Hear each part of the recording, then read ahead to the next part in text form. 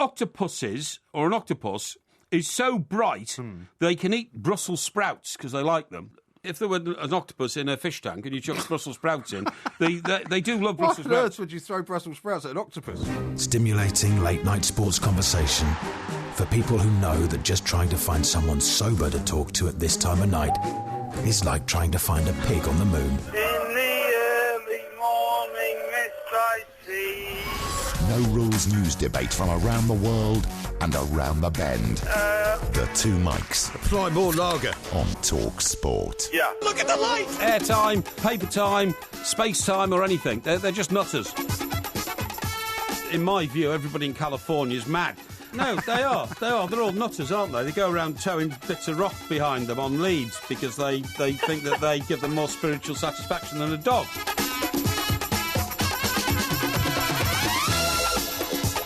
This is Talk Sport. I'm Mike Graham. It's time to say a very, very good morning to the start of the week to Mr. Mike Parry. Very good morning to you, Mr. Parry. A very good morning to you, Mike. What a shock that is about Glenn Fry. Yeah. It's a terrible shock. He's only 67. Only 67, and, I mean, he's a legend, isn't he? Who's the other guy in Don Henley? Don Henley, yeah.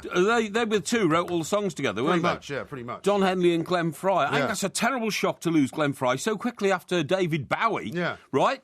I mean, Bowie was a worldwide brilliant megastar for 40 years. The only man, by the way, who's ever had number one hits in 4 different decades. What, David Bowie? Yes, that's Really? right, yeah. You know, he didn't mind whether you said David Bowie or David Bowie. No, I know. Some people correct it one way or the other, but actually he didn't care which way you said Well, it. he- But he he- did name himself after Jim Bowie. After the Bowie knife. Yeah. It wasn't Which actually is- Jim Bowie, it was the Bowie knife. Which is pronounced Bowie. He named himself after the Bowie knife, So not why do Jim you keep Bowie. saying Bowie then? Well, it doesn't matter if it's Bowie or Bowie, Well, you've just said that. We don't say Bowie knife, though, do you? It depends. It depends. I would say that if I was getting into the vernacular of those Western films that were made where Jim Bowie starred as the great Indian fighter, you know? Okay. Or Native and American what about fighter. Glenn Fry's name? Because that's spelt F-R-E-Y. Frey. Is it Yeah. Glenn Frey? No, it's Fry. It's Glenn Fry. Yeah. So it's like Big Fry, Glenn Fry, so to speak. Yeah. I mean, in the enunciation and pronunciation. It is, Yeah. yeah. Well, I think it's shocking. What are some of the best songs you ever wrote? They would be Hotel California, Yeah. Lying Eyes. Yeah. Is Is that the extent of your Beatles hang knowledge? on, hang Eagles knowledge? No. Go on then, let's have some more. Okay. So we've got Hotel California. Hang on. Lying Eyes. Yeah. Yeah, we've had those two. Yeah, any more? You can hide those lying eyes. That's still Lying Eyes. Yeah, that's Anything Lying else? Eyes. The words to Hotel California are brilliant, by the way. That's still Hotel Brilliant. California. Yeah, brilliant in the sense. Do you know the words? Yeah, I know the Go on words. then. Yeah. What words are you talking about? On a dark desert highway, right? Yeah. On a dark What's the desert next highway. bit? On a dark desert highway. Yeah. Cool wind. Cool wind blowing in the breeze. Cold wind blowing in the air, I mean, or something like Supposed to be a that. tribute to Glenn Fry. This is a tribute to Not Glenn much of a Fry. tribute, to be honest. But it then goes into things like, you know, I didn't know if this was heaven or was it hell. Yeah. Okay? It does go into Could those this kind be of heaven things. or could this be hell? Do you know any other Eagles songs? Yeah, I do. Go on. Well, hang on a sec. I'm just trying to think. You've only named two so far. Wait a minute. Let me get my head We've got to together. talk about Swansea. By the way, Andy Murray's Yeah. going to be on as well Yeah. tonight, so we're going to Yeah. have live coverage of that game that he's got, which will be exciting. And we're talking to a man who's right in the centre of this tennis scandal, Yes. Daniel Collera, Yeah. who was banned for life in Yeah. 2011 for match fixing. Yeah, why are we talking about a story that's 8 years old, 9 years old? That's Well, if what, there's match fixing going on in any sport, surely it needs to be exposed. If there is match fiction going on, I totally agree. But when I first read that story this morning, I had a look at it, researched it, and the revelations were from 2007. Well, one of the reasons that they should be looking into it is because Yes. the tennis authorities appear to have done nothing about it. Well, that's the allegation Yeah. still. But as Roger Federer quite rightly said, let's name some names, please, and start personalising this. Yeah. Because it's like when you say, I met a corrupt policeman, he was a police sergeant from the Wiltshire Police Force, then every sergeant in the Wiltshire Police Force could sue the person who said that because it might be them. True. So you've got to identify. So every top player now has every right to turn round and say, I want it made absolutely clear that I'm not the person subject to these allegations. But that's in a minute. What I want Yeah. to talk to you about are the Eagles. Yeah. I mean, they are the biggest... I'm still looking for you to name a couple more of their songs. I have done all that. I've done all named that. two of their songs. We don't need to name more than two. Now, what I was going to say is it not fair to say that certainly at one stage, maybe in the 80s, they were the biggest band in the world? I would say for a while, yeah. Of course they were. I would say for a while. They were certainly massive. Yeah, absolutely. Yeah. I never saw them, unfortunately. I did. I saw them. You saw the Eagles live? I saw the Eagles I've never live. seen anyone live, apart from Elton John and the Beach did Boys. I? Let me... You said you saw the Beach Boys and Elton John. That's the only live show, Yeah, I think I've to my confused knowledge, the Beach Boys you've ever gone to. for the Eagles. I think you're right. Yeah. You know, a couple of mates of ours played golf with Don Henley once on a golf course in, I think it was Florida. Oh, really? He suddenly tipped up. I don't know why, and they were playing Has to Be Good join them. Yeah, no, it's amazing. Well, a lot of these guys got into golf in a big way. Yeah, but he's still alive, of course. The thing is, they were rather excessive, weren't they, in their pursuit of hedonistic pleasure? Certainly, like most rock bands that started out in the 70s, I think they did all the things that everybody else did. But that is a terrible shock. And will the world react in the same way as they reacted to Bowie? No, not at all. You don't think so? No. Listen, I found out something really, really interesting about Bowie over the weekend, okay? Right, yeah. He was a huge admirer of Frank Sinatra. Did you know that? Who was? Bowie. Was he? Bowie loved Frank Sinatra, and he loved him so much that he wanted to. What's the word I'm looking for now? I don't know. Yeah. He wanted to do My Way. Yeah. But he was advised by many of the world's top sort of producers and all that. You can't do My Way. That is totally Frank Sinatra, his song. So do you know what he did? What? He said he stole all the chords to write Life on Mars. Really? And Life on Mars, in fact, is built on the same chords pattern. Really? I don't know anything about music, by the way. No, I know that. So I don't know what That's a chord very is. clear, yeah. Do you know what a chord is? Yeah, a chord is a collection of notes, a combination of notes. Right, OK. So you know this from your violin playing days, do you? From my musical theory as well. Yeah, musical theory. OK, fine. So how many notes are in a chord? Well, there could be very many notes in a chord. Yeah, that's what I'm saying. It doesn't have to have a specific number. Yeah, what is it? So a chord is when you play several notes at the same time. OK, that's a chord. That's a chord. OK, that's not a riff. That's not a riff, no. What's a riff? A riff tends to be just on a guitar. Yeah. And you basically are playing one particular, repeated sound. All right, well, if you start humming, My Way. Yeah. Now the time has come. The end is near. The end is near. And we must take the final curtain. Now you face the final curtain. Face the final curtain. Now think of that, and then think of the start of Life on Mars. Go on then. It's a God only small affair. God awful. For the girl with the mousy hair. Yeah. Doesn't sound that similar. I can see what you're saying. Well, I'm not saying it. I can see what you're saying. It's what the musical genii that I read about all over the weekend. Well, who said this, though? Well, these people who've been analysing his music. This is why it's important, though. It's important who said it, because it could be some maniac who's just come out with a new theory. Did you see how much was written about Dave over the weekend? Yeah, I did, yeah. Rick Wakeman. What? I put out a thing on Facebook last week. Rick Wakeman was on a radio show, and he played the whole of Life on Mars on the piano. Did he? Because that was his... I mean, he did that anyway. He said it was the greatest song that he was ever involved in. Oh, really? It's him playing the piano. Okay. But he didn't mention anything about My Way. Yeah. Oh, well, no, this is absolutely... Oh, yeah, Rick Wakeman. I've got something here about Rick Wakeman.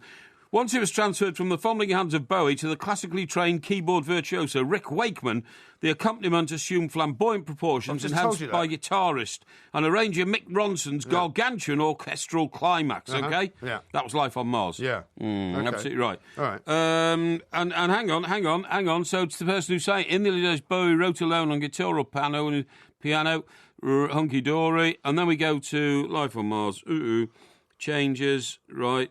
Well, I don't know who said this about Life on Mars. Well, it's important who said it. You need to find out. OK, well, I'll find out. I'm not buying it. I tell you who said it. Yeah. It was a guy called Peter Doggett who wrote The Man Who Sold the World. Really? Right? David Bowie on the 1970s, OK? What, you mean he wrote a book called The Man Who Sold the World? That's right. He didn't write The Man Who Sold the World. That was a David Bowie song. Yes, I know. And a David Bowie album. He wrote a book. He wrote a book called The Man Who Sold the World. That's like you, you saying, I wrote, Looney Tunes, whatever it's called. What's that book called? Rooney Tunes. Yes. And therefore I'm an expert on Wayne Rooney. Yeah. I mean, everybody knows you're not. Now, would you like me to give you a couple of names of songs that the Eagles did, apart from the two that you've mentioned? Yes. Take It Easy. Take It Easy. Yeah. Oh, I know the other one. Go on. Life in the Fast Lane. Okay. What about Desperado? Desperado. I'm asking you to sing any of these. I don't remember Desperado, actually. But anyway, there you go. You don't remember Desperado, one of their biggest ever hits? No, yeah, I suppose I do. And do you remember Glenn Fry's solo career? No. Do you remember Beverly Hills Cop? Yes, I do. Do you remember the song from Beverly Hills Cop? Da da da da da da da da da da da da da da da da. Yeah, the heat is on. That was one of his. The heat is on the street. That's now too many songs. You've now used up your entire singing license for the month. Who did Glenn Fry play with when he wrote that one? He was on his own. That was a solo record. So he wrote the record. Yes. But he didn't sing it, obviously. Yeah, he did, yeah. No, it was a female who sang it. No, it wasn't. It sang was. No. I'm telling you, the theme music to Beverly Hills Cop, The Heat Is On the street, is a woman's voice. No, it's his. It is a woman's voice. We'll hear it perhaps later on, and we could argue. Okay. You sure you're not thinking of a different Heat song? No, the one that was the theme music to the song. No. You oaf. Yeah. Didn't you? Have you not had any sleep already? Yeah, No. because you were on the breakfast show, weren't you? We'll talk about that in a moment. Yes. This is Talk Sport. We are the two mics. On DAB Digital Radio and 1089 and 1053 AM. The pressure's on now. Relieve the itch. Talk Sport.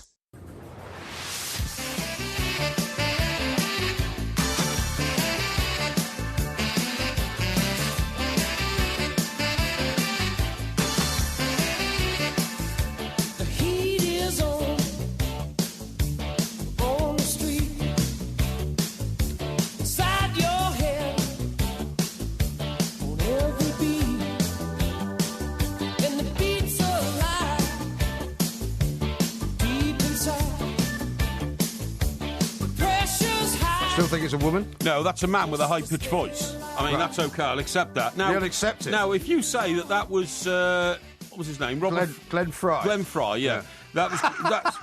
What's This your tribute's going really well. Hang on. So far, you've only been able to name two of their songs. You've claimed that one of his biggest... four. One of his biggest... No, you only said Hotel California and... Life in the Fast Lane, Desperado, No, Take It Easy. No. Yeah, but I mentioned all those. Lion Eyes. Yeah, what was the other one?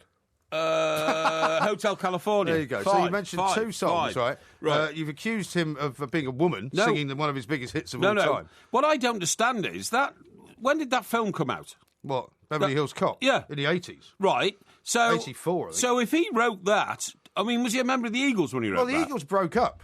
Oh, they broke up? Yeah, I mean, the Eagles were a massive band in the 70s. I know Yes, you I think know that wasn't very long ago. I know that, But yeah. they didn't really do very much in the 80s. Then they reformed for the Oh, they famous reformed, Hell did they? Freezes Over tour. Because Hell they Freezes once Over, said that Hell will have to freeze over. And he did that in the middle, did he? Yeah, he did, yeah. Well, you see, I quite like that more than I like most of the Eagles stuff. See, I didn't like some of the Eagles stuff because they claimed to be a country and western band. Yeah. And country and western bands, write rubbish.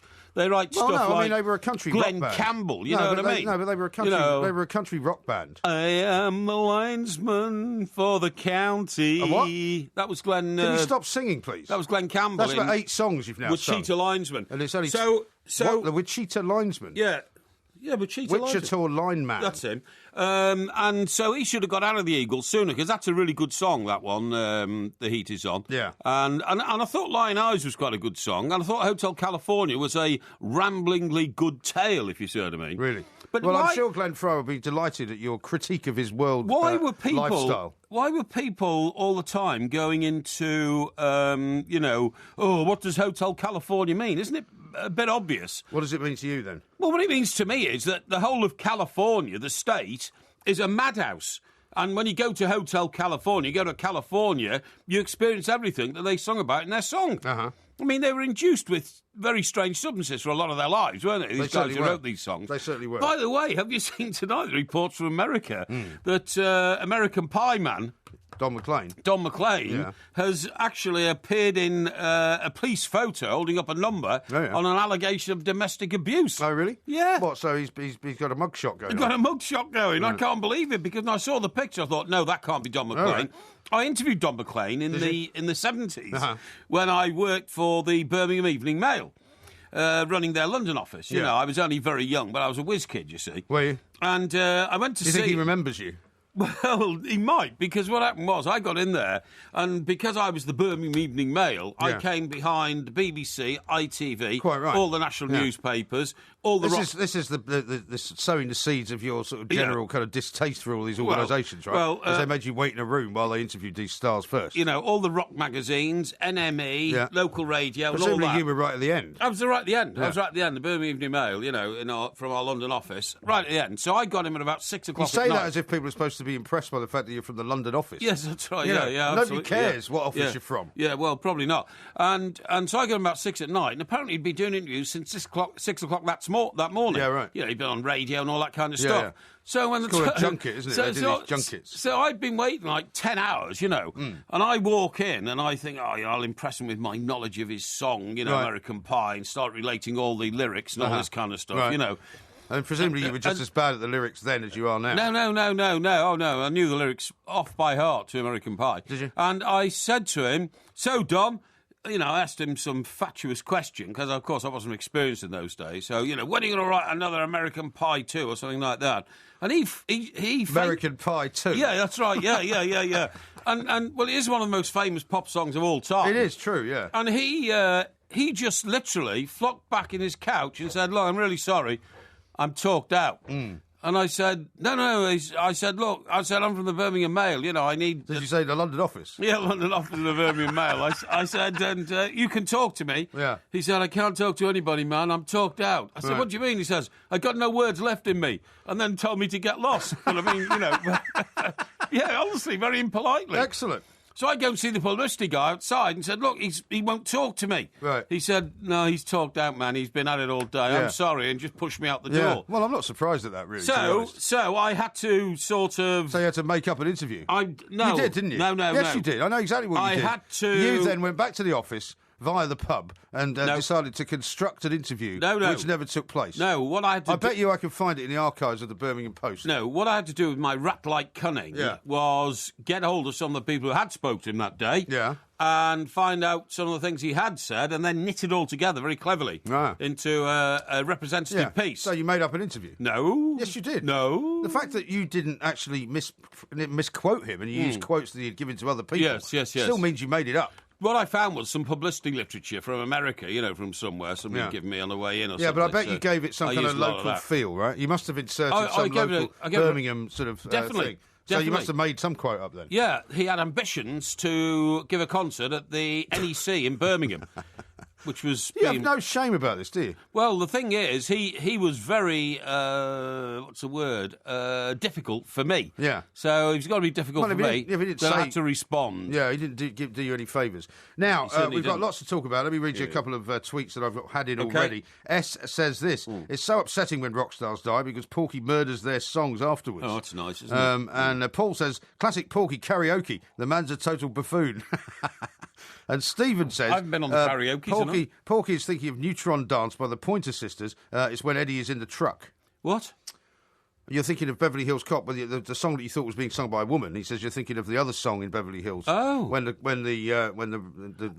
car chase is going on. At the start, when he's in the truck full of stolen cigarettes and all that kind of stuff. Yeah. Well, I thought that was Heat Is On. What was that one then? Yeah, I don't know. Oh, I don't know. But anyway, that's thank you for the advice. Here's another one really saying from Lincoln, the song Porky's thinking of in Beverly Hills Cop is called Stir It Up by Patti LaBelle. Oh, Patti LaBelle. Well, there you are. We've got two other songs so far. Both, I imagine they're both pretty good. Yeah.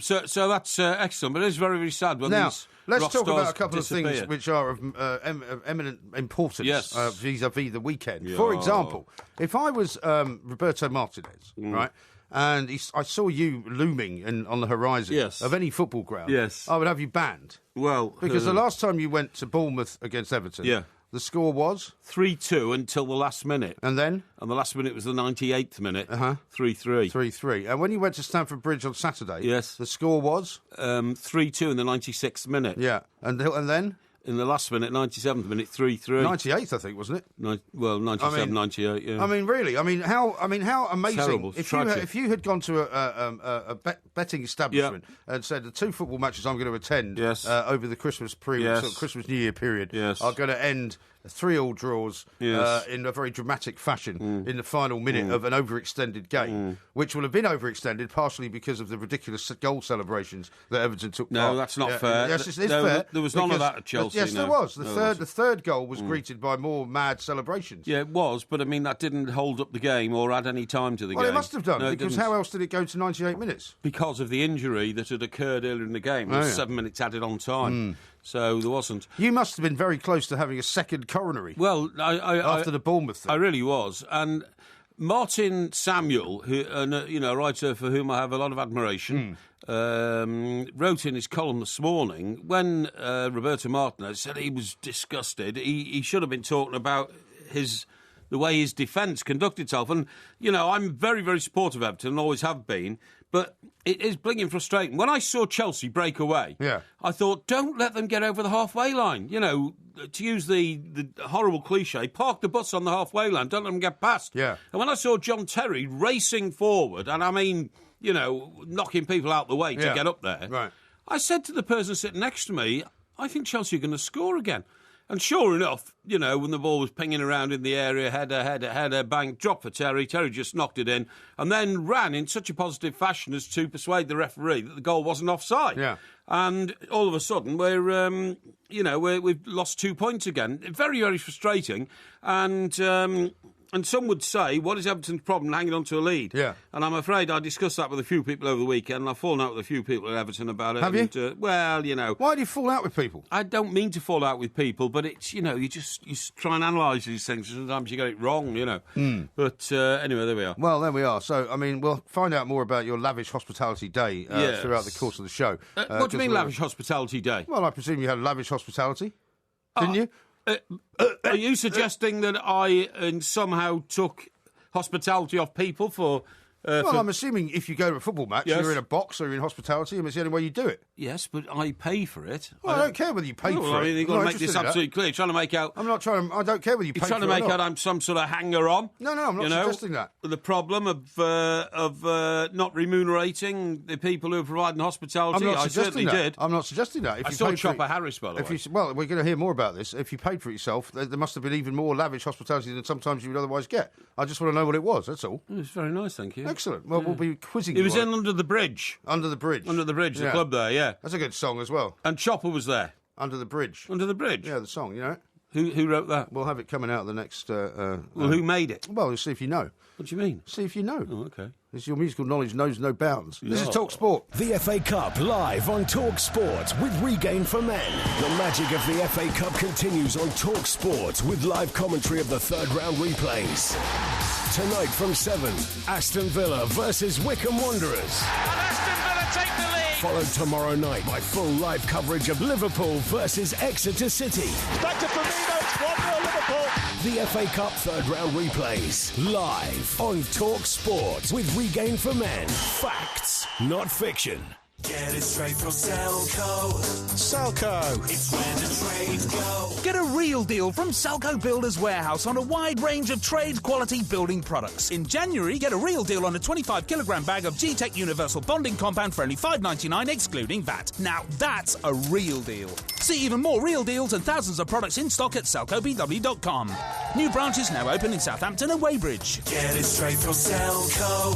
Selco. It's where the trades go. I checked my road so I didn't miss the match. So what does a good teacher make? My teacher makes me want to put my hand up as fast as I can in class. My teacher makes me believe that I can be the best I really can. My teacher just made me realise that not all subjects are bad. Make a difference to thousands of lives, including your own. Tax-free bursaries are available to help you while you train. Teaching. Your future. Their future. Search Change to Teaching. Bursaries subject to eligibility. Colin Murray, weekday mornings from 10 on TalkSport with Wix. Every weekday morning, get opinionated comment. Didn't play? No, exactly. I think I've played more for Spurs than he has. Exclusive interviews. Usain Bolt. I always know what I need to do, so when I go there, I just get it done. And unmissable debate. People in the street like me, and listen to yeah.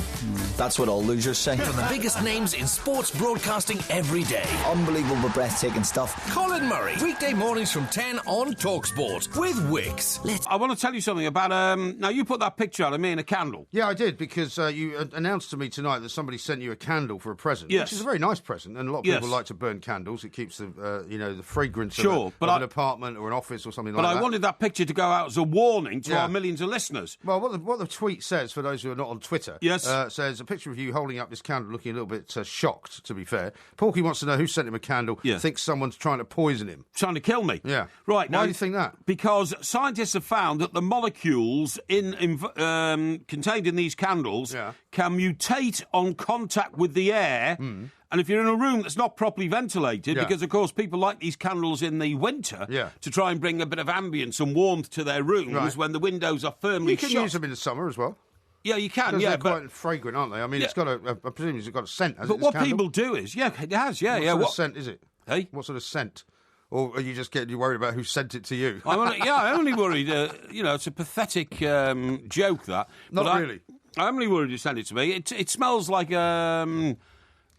Shall I go and get it? I've got it here. Well, you don't have to go out of the studio and go get it. What's wrong with you? Should we get it to be brought in? Would you like that? I'll get it in the break, and I'll tell you. We don't say break. I'll tell you what sort of flavour it is. Now, what I'm saying is that if you see, a lot of people use these things in their bathrooms. Right. And a lot of bathrooms... All right, I've heard delivered to me. Thank you very much indeed. Now, it's called the Yankee Candle. Yeah. It says America's... That's the name of the company, I think. Eh? I think that's the name of the company. Well, it's called America's Best Loved Candle. Yeah. It's That's for America, then? Well, I assume Yankee Candle's an American company. Is it? Okay. Yeah. Now, it says its net weight is 22 ounces. Good. Right, and the flavour is lilac blossoms. Lilac blossoms. So if I take that off and... Now, smell that. It smells like lilacs. Does it? Right? Yeah, a little bit. There you go, but right. it's not actually lit, so obviously it doesn't smell as much as if... Well, of course it's not lit, because if it lit, the smoke alarms would go off, you fool. Would they? Now, what I'm saying is this. Yeah. What people do is, particularly women, is they go into the bathroom, they shut the door. Lots of bathrooms don't have windows in this country, because they're sort of internal bathrooms, you know? Bathrooms? Yeah. And then they light the candle on the end of the bath. They've got a British operation as well. So, yankeecandle.co.uk. Well, thank you. And they sit in the bath and burn these candles, and according to the reports I'm reading, they can literally be lethal. What, you mean over a course of a long period of time? No, of course over maybe an hour or something like that. Night smell's not the only thing you are filling your home with. Experts warn perfume chemicals that evoke the likes of the Mystic Orient, or a pine forest, or a spring meadow, or in my case, lilac blossoms, right, can produce a lethal cocktail in the air. Rubbish. Well, this is what it says here. Well, I mean, I wouldn't believe everything you read for a start. Well, hang on. Who's saying this? I'm about to tell you. The same guy that came up with the My Way theory. No. Tests were carried out on 6 modern houses over the course of 5 days by Professor Alistair Lewis. Who's he? He's from the National Centre for Atmosphere Science at the University of York. Right, OK. What are you laughing at? Why do you always mock people's academic titles? Why should he not be studying the flooding problem if he's worried about environmental scenarios, right? He should be in York, where they're currently underwater, and he shouldn't be sticking candles in people's houses and trying to work out what's wrong. He has probably been studying this problem for months, really? OK? It says he measured... He's wasting his time. Why can't he find a cure for cancer? I'm not going to answer that ridiculous question. He measured the levels of a range of so-called volatile organic chemicals, known as in the trade as VOCs, OK? Well, that's not a candle, is it? Yeah. Why is that a candle? Because the candles contain these things called benzene, which comes from outdoor vehicle pollution. Well, benzene is a kind of fuel, isn't it? Benzene's a fuel. Right. But the most prevalent chemical found in the house was limonene. Which? Limonene. Limonene. That's limon with an E-N-E on the end, limonene. Right. What's that? Which is released by fragrance candles, plug-ins, air fresheners and cleaning products. OK. Limonene is commonly used to give a citrus smell to the scented candles and cleaning products, and is considered so safe it's used to flavour food. Use those? I bet you use those plug-in scent things, don't you? I have in the past. I haven't used them for a long time. Really? Because I've got a housekeeper. She looks after all that. Right. Now, however... I found these candles, by the way. You found them? $7.99 you can get. There you go. There you go. So whoever bought it for you wasn't exactly over-extravagant. No. It says, however, once sprayed into our homes, it doesn't stay as limonene. Guess what happens? What happens? It reacts with other gases which occur naturally in the air, and then it turns into this benzene product. Every 2 molecules of limonene could produce 1 molecule of formaldehyde. Formaldehyde. Formaldehyde is used in embalming people. That's the stuff they use in all those mortuaries that you don't like. That's right, yeah. And heavy industry. It is a known cause of cancer in humans. Right. Why would you wrap a dead body in formaldehyde, which gives you cancer? Formaldehyde. Yeah. It's a preservative as well. Yeah. Anyway, the very least it can do is cause sore throats, cough, stinging eyes and nosebleeds. So I've given you enough information on that. The point is, what I'm saying is, please have a look at my Twitter account, recognise this candle, because the warning here is from an expert, and I'm trying to warn you. Now, remember, this is only... How about this, right? I've read this is Mediline Plus, which is a sort of a very good source of information on medicinal problems, right? Yeah. And here's something about candle poisoning, right? Candles are light sources made from wax with a wick in the middle, just in case you didn't know. Candle poisoning occurs when someone accidentally or intentionally swallows candle wax. Why would you do that? Well, why would you, indeed? I don't know. It doesn't say anything about about breathing in, toxins. Well, this is a top scientist How do you who know said that? this. I mean, how do you know he's a top scientist? Because he says he was a top scientist. Well, he might be some crank. In my Just doesn't report, like candles. Professor Alistair Lewis of the National Centre for Atmosphere of Science at the University of York. Yeah, but that's what I'm saying. Sorry, atmospheric science. Atmospheric science. Wasn't he concentrate on the atmosphere around all those swollen rivers and try and fix them up? Yeah, instead of scaring people into not burning candles. I mean, the point is, I have to say, to give my view on this, is that I've seen these candles around, and I've been in young ladies' homes for years when they've been burning these things in their baths and all that kind of stuff. Really? And I've never yet noticed anybody collapsing or passing out from one. No, indeed. So, it Although could be... they may have been passing out for another reason. Could be one of these scare theories, you know what I mean? Now, what do you make of this, right? We're going to talk to Barry Venison coming up in the next hour about Swansea, right? Yeah. But they've appointed the former Udinese manager, Francesco Guidolin, who nobody's ever heard of. Well, the thing that I found interesting was hearing Ashley Williams there on the news saying, we've Googled him to find out, what he's done. Yeah. And I mean, it's come to something, is it not, when you have to Google your own manager to see what you know about him. No, exactly, yeah. He came fourth, I think, in the Italian league. I think he got them up Udinese, to third. Was it? I think he got them up to third. Did he? Yeah. Okay, yeah, but... basically, he hasn't even been managing for the last couple of years, has he? No, he's been a technical director or something like that. He's been a technical advisor to Watford. Yes, that's right. Because, they've got that connection with Italian football as well. Yeah. And so he may know a little bit more about very the Premier odd. League. Yeah, but hang on, he comes to the club, despite the club saying that Alan Curtis, that guy that you mentioned the other day, was going to stay till the end of the season. Yeah. And he sits in the stand and they won. I know, but he's only sitting in the stand, you know what I mean? But I mean, it's already a good omen if you're a Swansea fan. I'm not sure it's a good omen. So I think it's a panic signing. And I think, there could be desperate days ahead for Swansea, I'm afraid. They should never have got rid of Gary Monk in the first place. Gary Monk had done a very able job for the past 2.5 years. Yeah. He was in prime position. He was an extremely active young manager with plenty of ideas who just fell into a bit of a dip. Yeah. And I thought it was ridiculous to have reacted so quickly and given him the boot. That dip has resulted in them being down in the relegation zone. They've jumped out of it. They are now, but they've had a bigger dip since he left. Yeah, true. Yeah. A couple more people reacting to that picture of you with the candle. Yes. Rich says this, that assumption, that one about you saying somebody's trying to poison you, makes Mr. Parry a raving lunatic. Why? James says, my God, Porky's paranoia state has gone to a new level of madness. Why? And Rob says, looks like a scene from The Shining. I've got visions of a door breaking and Parry arriving with, here's Porky. Here's Porky.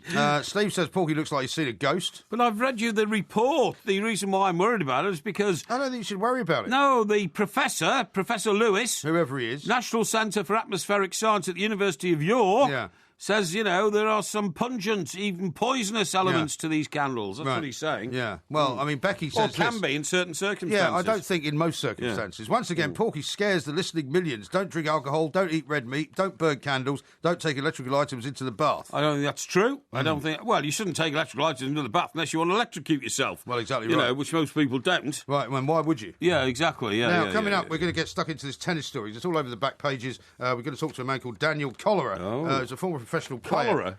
Cholera, not as in the disease. I was going to say, It's spelt with a K and two L's and an ER at the end, but it's pronounced cholera.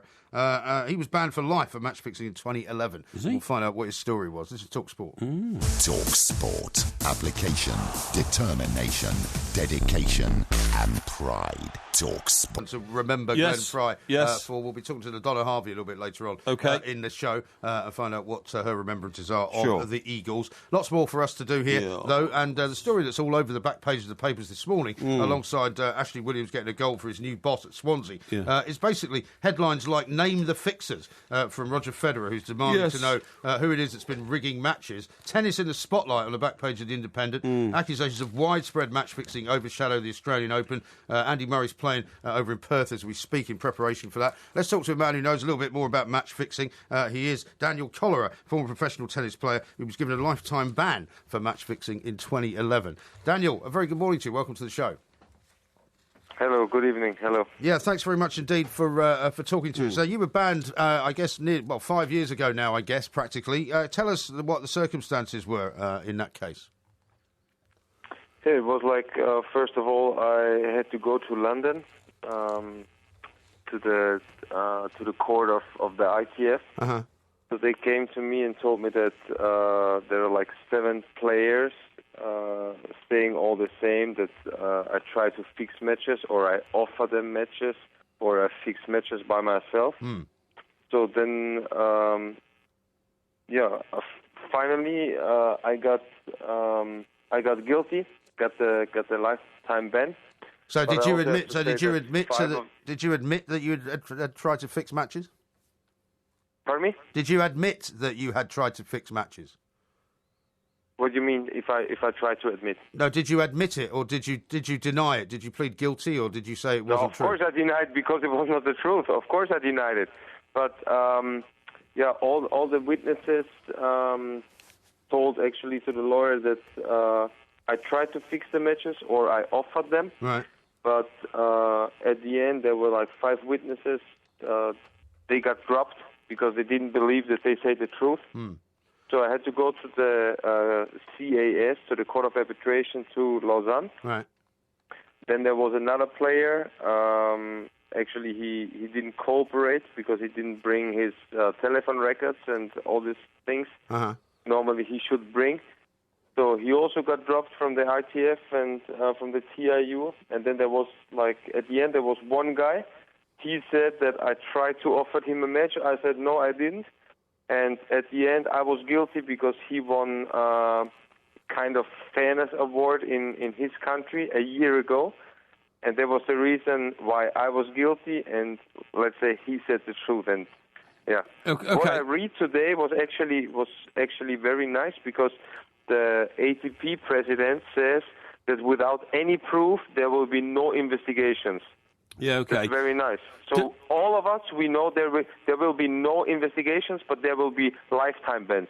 Right. Well, Daniel. So you say you were a miscarriage. It was a miscarriage of justice in your case, and we accept that because you've come on our show. But nevertheless, are you aware of there being a movement within tennis to fix tennis matches? Is there a group of people going around trying to alter the results of tennis matches? Yeah, of course. I mean, it's the mafia is always around, you know. Yeah, the mafia. The betting mafia. So they also approached me twice. I reported it at the ATP. Yeah. Especially, I reported it at the tournament at the supervisor, as the rule is telling you to do. Yes. And yeah, at the end, at the CAS, they used it against me and said, okay, the offers I got, they are pretty high, and it looks like that I am one of the big fish, or if that I am the big fish in Europe in betting. Yeah, this I said, is okay, it's nice that you're acting like the rule says, and at the end you get the knife on the back. Yeah, it's an amazing story, this, Daniel. If you've been the subject of such a terrible miscarriage of justice, I mean, does that mean you've been banned from playing tennis for the last 5 years? Yeah, actually, like 2010, I got the first ban. Then I went to the CAS. Yeah. And there they said, I'm still guilty, but we reduced the fine from $100,000 to zero. It's also something what's very strange for me because there's just one way, guilty or not guilty. But okay, lifetime ban, but no fine. It's like also pretty strange for me. Yeah, very odd what indeed. evidence did they actually have then, Daniel? I mean, how can they find you guilty it was all these other people, if you deny it? They must have had some kind of evidence that proved that you had taken a bribe. You have to help me now because, I mean, I don't speak my English anymore since I'm not a professional tennis player. You have to explain me the evidence. All right, was there something which made them sure that this match fixing had happened? What I told you before. They said that the guy at the end it was just 1 against 1. And the guy, they believed more in him because he won the fairness award in his country a year ago, and my fine record at the ATP by I don't know. So he, as a witness, they believed more in him than in me. Okay, and that was very unfortunate. Really, it was. End, they made the decision just on this, just on my fine record, and that he won. The fairness award in his country. I mean, for me, it's pretty low for a lifetime ban, but sure. Now, so how do you make your living now, Daniel? If you're not allowed to play tennis, what do you do now? Actually, let's say I studied how to become an investment banker. And actually in this job I'm pretty successful and I like it. And I also do now a lot of television things at the moment. As you know from my manager, I guess I'm in the Dominican Republic. Right. With the German television channel. And 90% of the time actually I'm home and I love it to spend the time with my daughter. Right, great. Well, listen, good luck to you. And if I were you, I would take up a lawsuit against all these people that have wrongly accused you of something that has prevented you from making a living, because I think that should surely be the first port of call, shouldn't it? It's a very weird story, that one. But it's interesting. Anyway, Dylan's not convinced. Dylan says cholera sounds like the guy makes it up as he goes along. A bit like Parry in the Eagles lyrics. Well, that's very nice, isn't it? #tennis racket. Thank you very much indeed. I hope you're not calling me a crook. Oh, certainly not. And we're not suggesting that Daniel's a crook, because he says he's not. No, exactly. It's like the fact he got banned for life. What about the Mott the Hoople drummer? Can Mike Parry name any of their songs? Mott the Hoople? This is Dale Griffin, who also died aged 67. Yes, I can. You know what's funny is like people are kind of making all these comparisons with, isn't it amazing that all these rock stars have died? Yes. Actually, it's not amazing when you think about the fact that they were all massive in the 70s, where there was all kinds of stuff going on. Oh, absolutely. That may have affected their long-term health. Absolutely. And the fact that they die sort of in their late 60s is not really that surprising, is it? In fact, it's a testament to how tough they must have been to have got to the late 60s, to be honest. Can they immune themselves? Yeah, now, Mott the Hoople, that was All the Young Dudes. All the Young Dudes, a song written for them by David Bowie. That's right. Yeah. Anything else? All the Young Dudes, Anything carry else? The nudes. Carry the nudes? Yeah, that was it. That's what it said. That was the lyrics. It was. What are you laughing at? I don't know what you're laughing at. Stop, I can't. Why? I can't handle it. Why? Well, it's news, isn't it? Carry the news. No, it's nudes. You look at it. I've seen the word. Carry the nudes. Now, the other... What's nudes? The other one... What nudes? Hey? What nudes? Well, I don't know. I didn't write it, did I? Like photographs of you nudes? You idiot. Are you telling me that paintings? the lyrics to songs always make sense? Of course they don't make sense, you fool. Well, they may not make sense, but it's carry the news. It's not carry the nudes. Anyway, you asked me for another one. Another one is Roll Away the Stone. Roll Away the Stone. I had that as a single, actually. Did you? Yeah. Yeah, and that was all about the resurrection, wasn't it? I'm not sure if it was or not. You've got to roll away Can you the stop stone. singing? It's about 10 songs now. Well, it's because we're talking about songs. So Mott the Hoople was All the Young Dudes, Roll Away the Stone, and... I said, my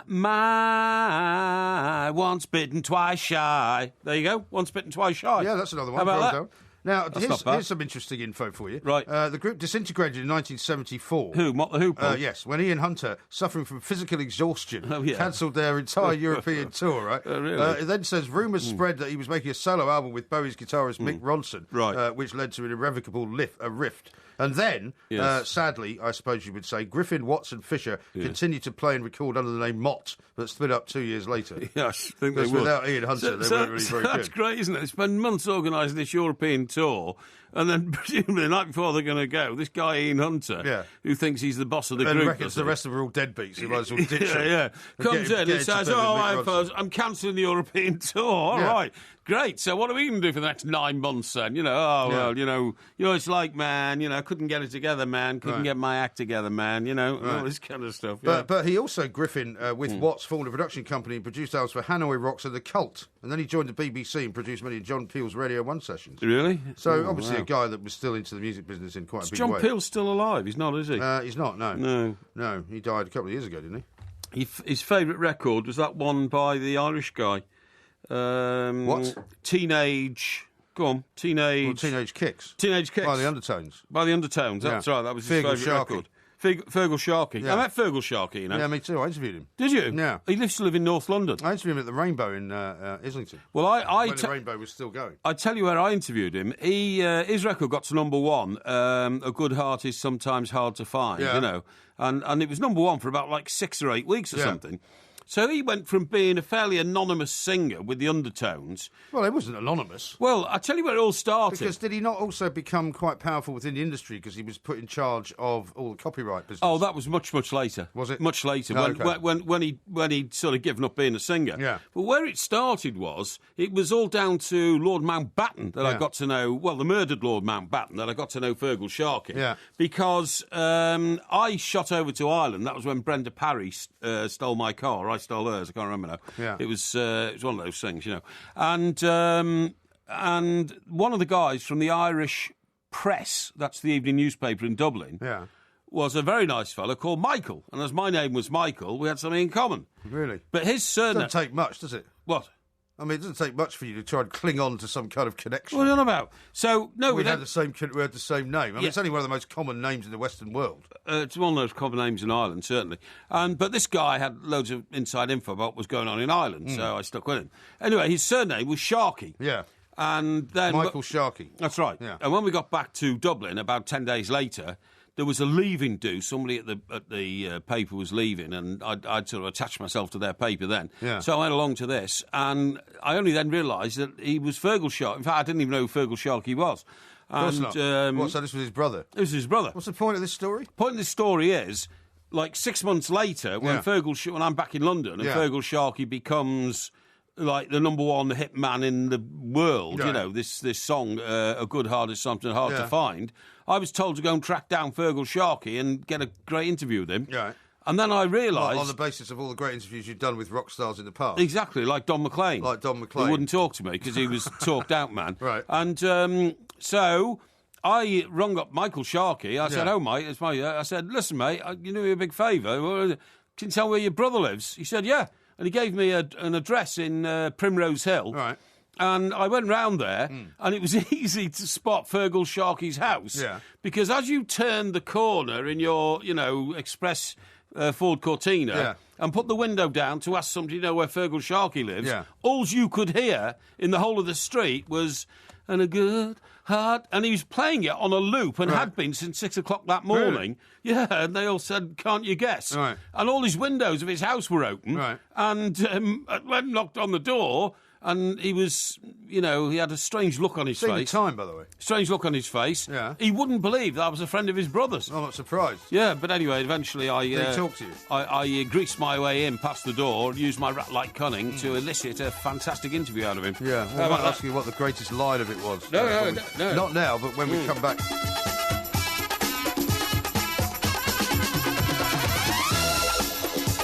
This is Talk Sport. We are the two Mikes. Got a lot of great texts and tweets to read out. Here's one from Adrian, who sent it in just before the news there. Yes. How long is this Fergal Sharkey story going on for? What? It was a very long story. It was a brilliant story. It was a very short story. It didn't really have any ending. I met his brother in Ireland. We don't need it again. I then found his so what? Fergal Sharkey's address. I got to the street. Yeah, right. Well, what was the best line What? in the interview? What was the best line he gave you out of the interview? The best line was that this is only the start of something big. Really? Yes. Was that the intro then? No. What was the intro? Fergal Sharkey stood on the doorstep of his North London home yesterday and said, "Bing, I will conquer the world." Bing. Yeah. That's an episode of The Sopranos. Yeah, well, Unbelievable. Now, let's talk some more about music because we've been talking an awful lot of music in the last week or two. It's true. Due to the death last week of David Bowie. Oh, it's terrible. Tonight, unfortunately, we got the news that Glenn Fry has died. Mott the Hoople's drummer has also died. And so we're going to talk now to our favourite... last week, there's another musician who died, wasn't there? I've forgotten who it was now. Yeah, well, there was Lemmy just the week before that. Yeah, but then 48 hours after David Bowie, somebody else died. And I forgot. Oh, no, that was Alan Rickman, It was Alan Rickman, the actor. Yeah, he did a bit of singing occasionally. Not that I know of. He did less singing than you. Let's talk to our favourite Californian, Ms. LaDonna Harvey. LaDonna, a very good morning to you. Well, good morning. This is a very bad year to be a musician, and I never really thought I'd say that. Yeah. Because, they're rich and they're famous. Well, indeed. And they're dying. But, is it not just the passage of time, as it were? Because these are all guys that were very successful in the 70s and lived through sort of decades of what can only be described as a pretty wild lifestyle. And so for them to all now start kind of passing away is perhaps not that surprising. No, probably not. I mean, Bowie was 69. Rickman was 69, although, granted, not a musician. 67, Glenn Fry. Yeah. So Yeah, they're all in their late 60s, but, a lot of people are living until their 80s, their 90s. My landlady is 102. Yeah. Yeah, I know. But I think there's no hope of that. LaDonna, this man obviously was Californian. Was he Californian born and bred? I mean, they were a Californian group, weren't they, the Eagles? And they demonstrated, exhibited all the free love and, free love? Yeah, it yeah. The 60s we're talking about. No, it doesn't matter. It carried on till they were doing it. And the substance abuse that you associate with people who just become beach bum hippies. Is that basically what they were? Well, I mean, I guess kind of. Right now, I think most of them are sober and have been for quite some time. Fry, as a matter of fact, was born in Detroit, so he was not a California boy, and he got his start writing songs with Bob Seger. Bob Seger wrote his first single when he was in a band called the Mushrooms, and Bob Seger told Fry, write your own songs and keep your own money. And he said it was the best piece of advice he'd ever had. Right, exactly. Yeah, that sounds pretty good advice to me. Keep your own money. Yeah, I mean, well, you would appreciate that. Irving Azoff, who's apparently the Eagles manager, has said on the Eagles website that the death of Glenn Fry can be blamed in part on the medications that he was taking because he suffered from rheumatoid arthritis, colitis, and pneumonia. Why are you laughing? Well, I just wonder what brought those sort of conditions on. Lots of people suffer from things like that without having spent a lifetime on drugs. Could have been various sort of ingestions throughout his previous 4 decades. But he says that basically the colitis and pneumonia were side effects from all the medication he was taking. He died from complications of ulcer and colitis after being treated with drugs for his rheumatoid arthritis, which he'd had for over 15 years. Well, rheumatoid arthritis, the drugs they give you really tear your stomach up. Yeah. So I imagine that, that's an issue. And they're also, if I recall, because I'm trying to remember all the commercials that we see for them, they tell you if you have any kind of infection, you can't take it. So having pneumonia on those drugs, they're immunosuppressants, would probably be a pretty bad plan. Yeah, no, indeed. Yeah. Now, the Eagles had a bit of a checkered history as well. I mean, they weren't quite as crazed, I suppose, as Fleetwood Mac were because they didn't have anybody in the band that some of the band members could then I think they were more crazed. Different affairs with. No, but I mean, there were different things going on. Don Henley, who's still alive, had the most hedonistic life, didn't he, LaDonna? Right. Can you mind if I just finish asking the question? Of course not. Instead of interrupting you all the time. Yeah, please do. It's a nightmare tonight. I don't know what he's been on all day. Red Bull, I suspect. But, they broke up for a while, and then they had the Hell Freezes Over tour, but there was talk that during that tour, there was, every night they wanted to call it off, and they were fighting with each other and all of that, right? Yeah, well, they were fighting each other all the time. I think the only reason at the end that they were touring is because the money was so great. Yeah. Because, Hell froze over about 5 times, as I recall. So yeah, they would get off the stage and just start knocking and sniping at each other. Right. At some point, they couldn't stand each other. Yeah, I know the feeling, LaDonna, working in the same studio as Mike Graham. I have to fight the same urge every night. LaDonna, just before this poor chap died, what's his name again? Glenn Fry. Just before Glenn Fry. He could only mention 2 Eagles songs earlier. No, just before he died. Did anybody work out exactly what Hotel California was all about? Isn't that one of the great unknown questions? No, it's not unknown. It was an opium den. No. It's like American Pie, by the way, he's been arrested tonight, hasn't he, on an allegation of domestic abuse. Old Don McLean. Oh, good Lord. Yeah. He's still alive? Yeah, he is still alive, yeah. But nobody knows what American Pie was all about. Does anybody know what Hotel California was about?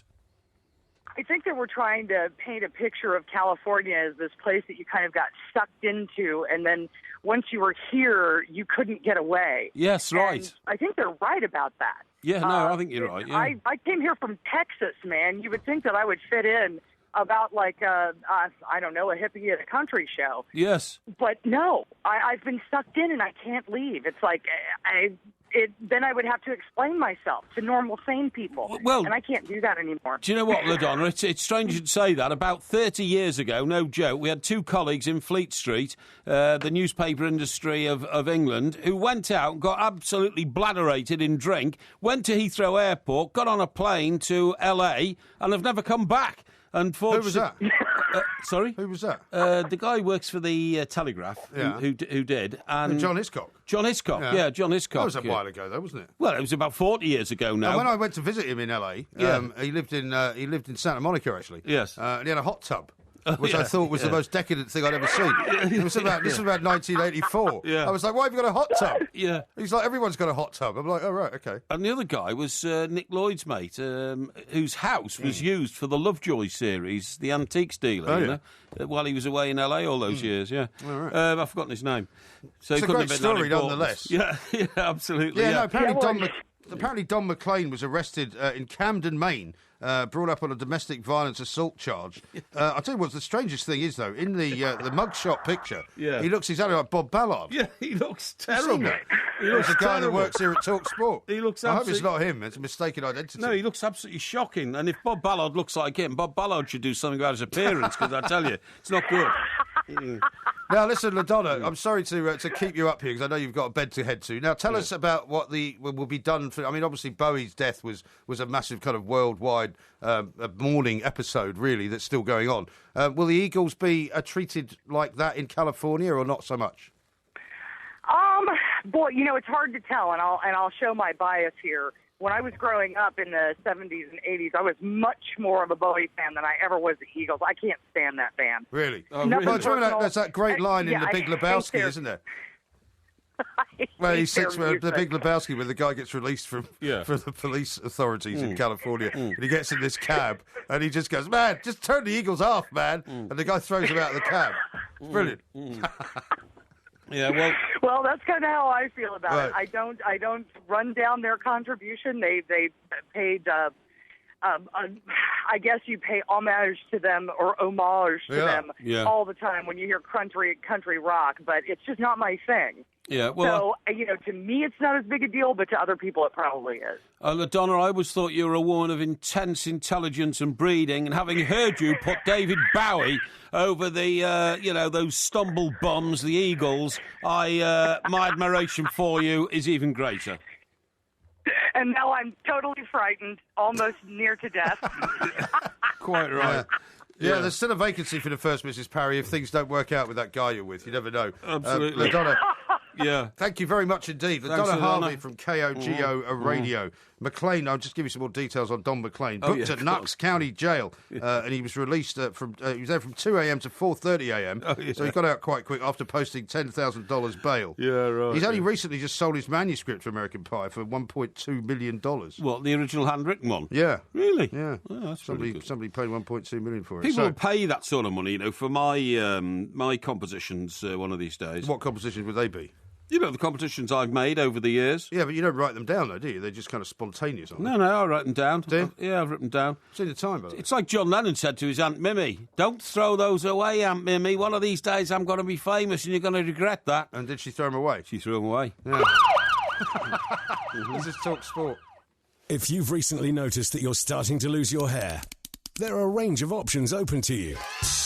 You could have a hair transplant, as long as you're earning as much as a Premier League footballer. For the more thrifty amongst us, there's always the classic comb-over. Or if you really want to make a statement, why not go all out and get yourself a poodle perm wig? However, if you want to do something effective, you're going to need facts, not fiction. Regain for Men Extra Strength Scalp Foam contains minoxidil, which has been scientifically proven to help stop and even reverse hereditary hair loss, working deep down at the root. It can be used on a receding hairline, and the earlier you start using it, the higher your chances of success.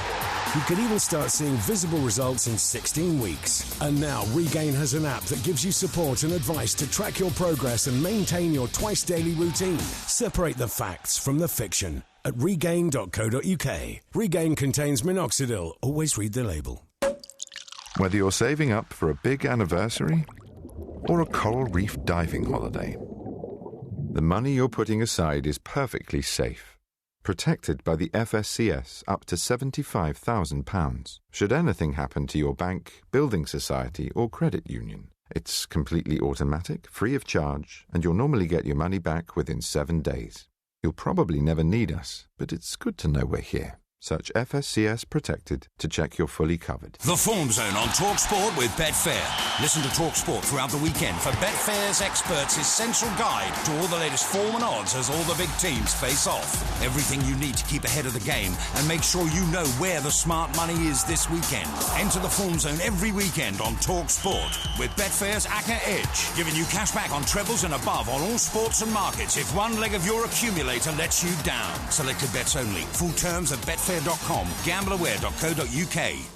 The Alan Brazil Sports Breakfast. Whoa. This morning from 6. Tell me done something, lazy git. Me know what I'm talking about. On Talk Sport.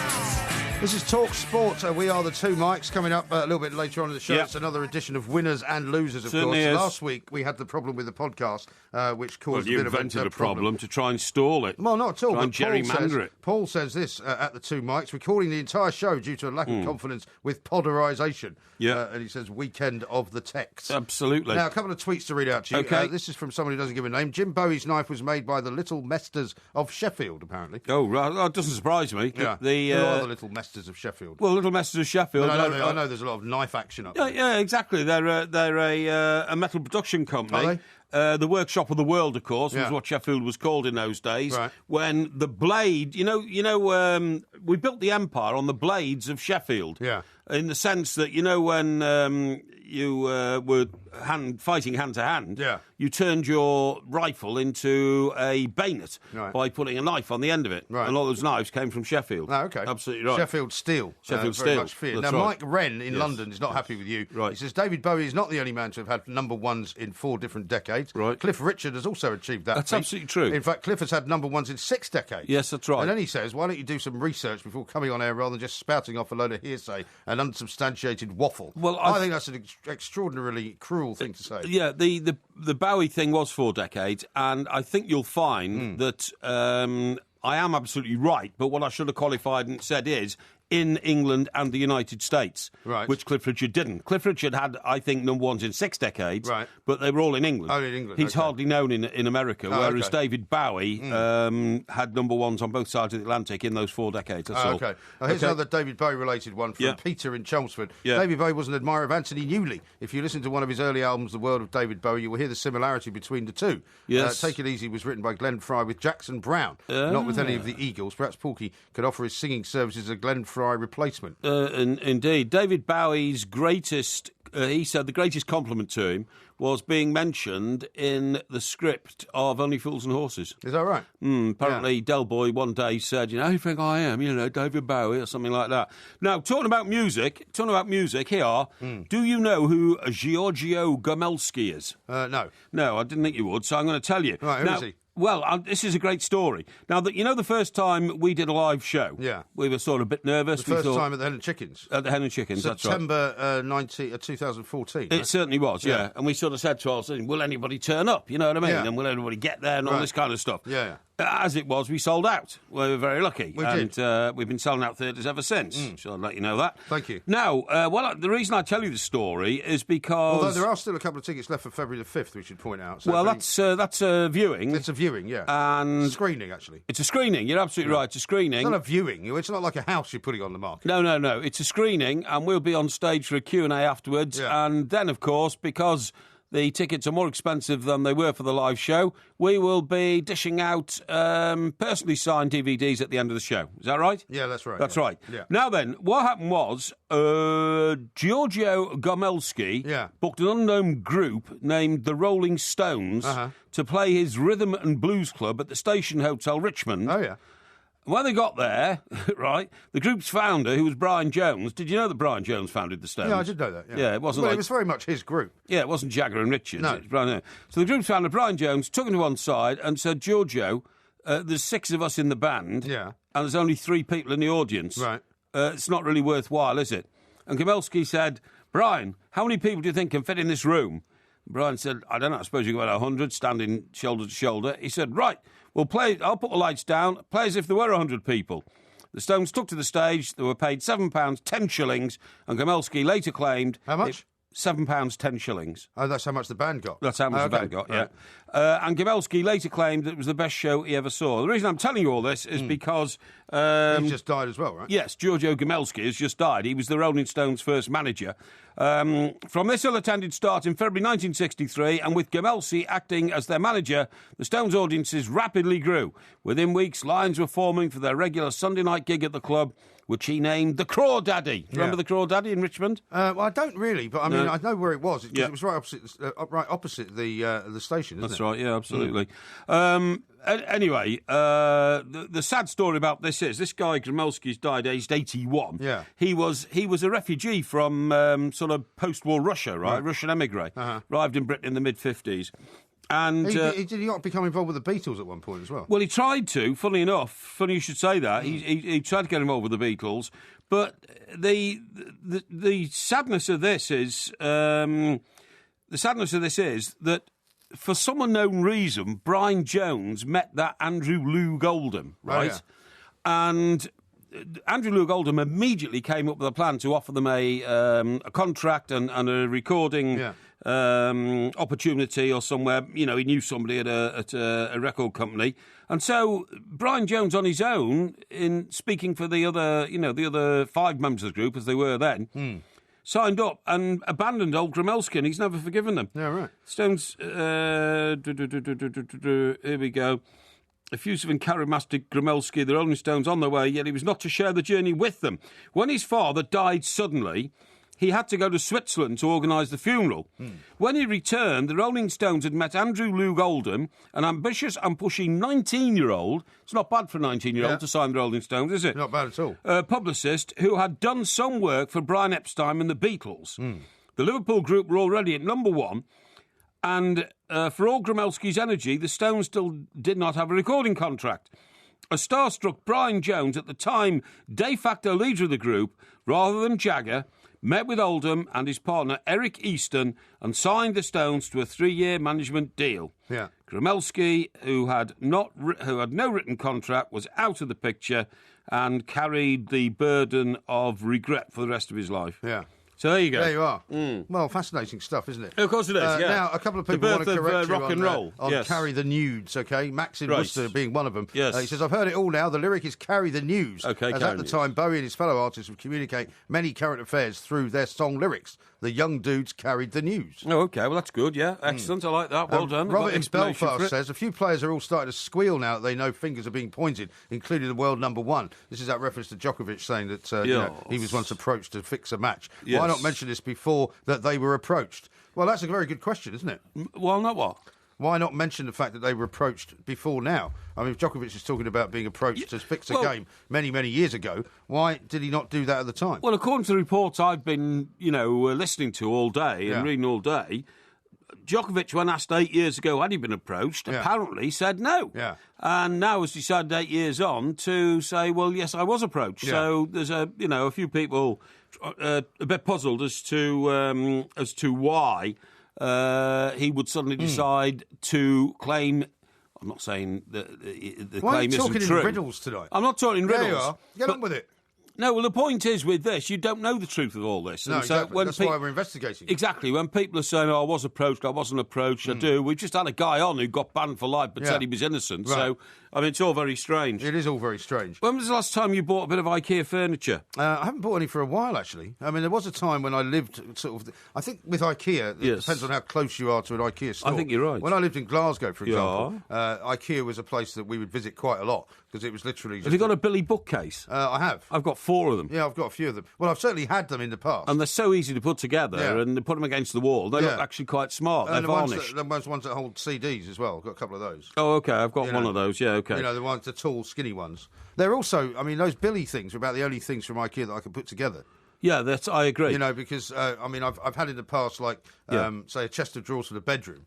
and it's so complicated that it can't be done. A bunk bed. Which I always get somebody else in to do it. Yeah. Seriously, yeah, I have to get somebody else in to do it. Well, I usually let somebody else do it as well. No, you're right. But the Billy bookcases, I've got no problem. The other thing is, when you go into IKEA and you buy something, you don't realise the size of these things, and then they won't even fit in your basket. You've got to go back and get one of them trolleys. Yeah, you know what I mean? Well, like a low level. Well, you have to, yeah. Like a low level trolley. But then when you get to the car park, it doesn't fit in your car. Yeah, that's the next big problem. Well, I had problem. that experience in Glasgow. Exactly. I can't remember what I bought. Yeah. But I thought I bought a wardrobe once. This will just about fit in the car. Yeah. And I just got a new car and got out to the car and it wouldn't go in by literally about half an inch. Yes, that's right. It was only half an inch. So what did you have to do? So I had to send my other half back with the car to the house, and I had to get a cab. But I had to get a especially big cab, so I could get the thing in. Yes, that's right. Yeah, I had to do all that sort of stuff. When I bought a wardrobe... They do deliver, of course, but you have to spend £60+ or something. Well, I wouldn't even minded that, but the problem was, it was a new place I'd acquired in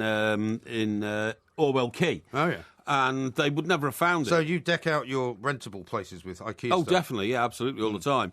And so eventually I got it home by hiring another vehicle to go and pick it up in. I had to, a van. And that means you don't actually end up saving that much money? No, you don't really, no. Got it home, but then when I got it, and it took 3 people to get it into the lift and get it upstairs. And when I did, 2 builders spent a day putting it together. Right. It was a magnificent wardrobe with mirrors and all that kind of stuff. But 2 of the builders on site, who'd finished, and I said, guys, you finished for today? Said, right, a couple of hours work here for you, and I paid them 50 quid each to put it together.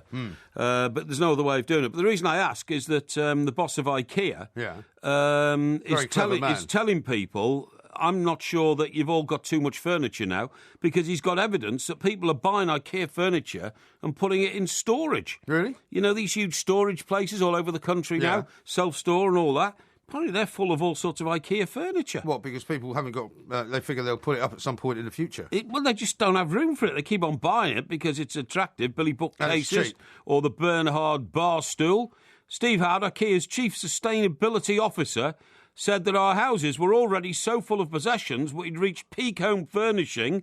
And he says that in the West we have probably hit peak stuff. We talk about peak oil. I'd say we've hit peak red meat, peak sugar, peak stuff, and now peak home furnishings. People are putting it into storage. How extraordinary. Not sure about that. Yeah, well, we'll find out. Yeah. Lots more to come. Of course, Barry Venison's going to join us in the next half hour to look back on some of the football from the weekend, including Everton-Chelsea, of course. We'll keep you updated with Andy Murray, who's playing right now over in the Australian Open. Alexander Zverev, he would appear to be 5-1 up.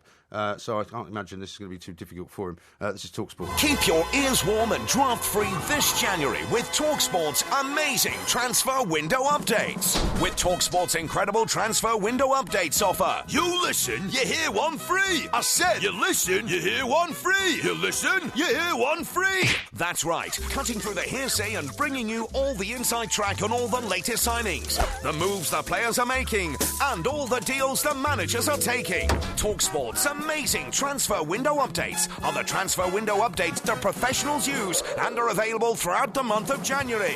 You listen, you hear one free. That's right, so make sure you listen to the best. TalkSport.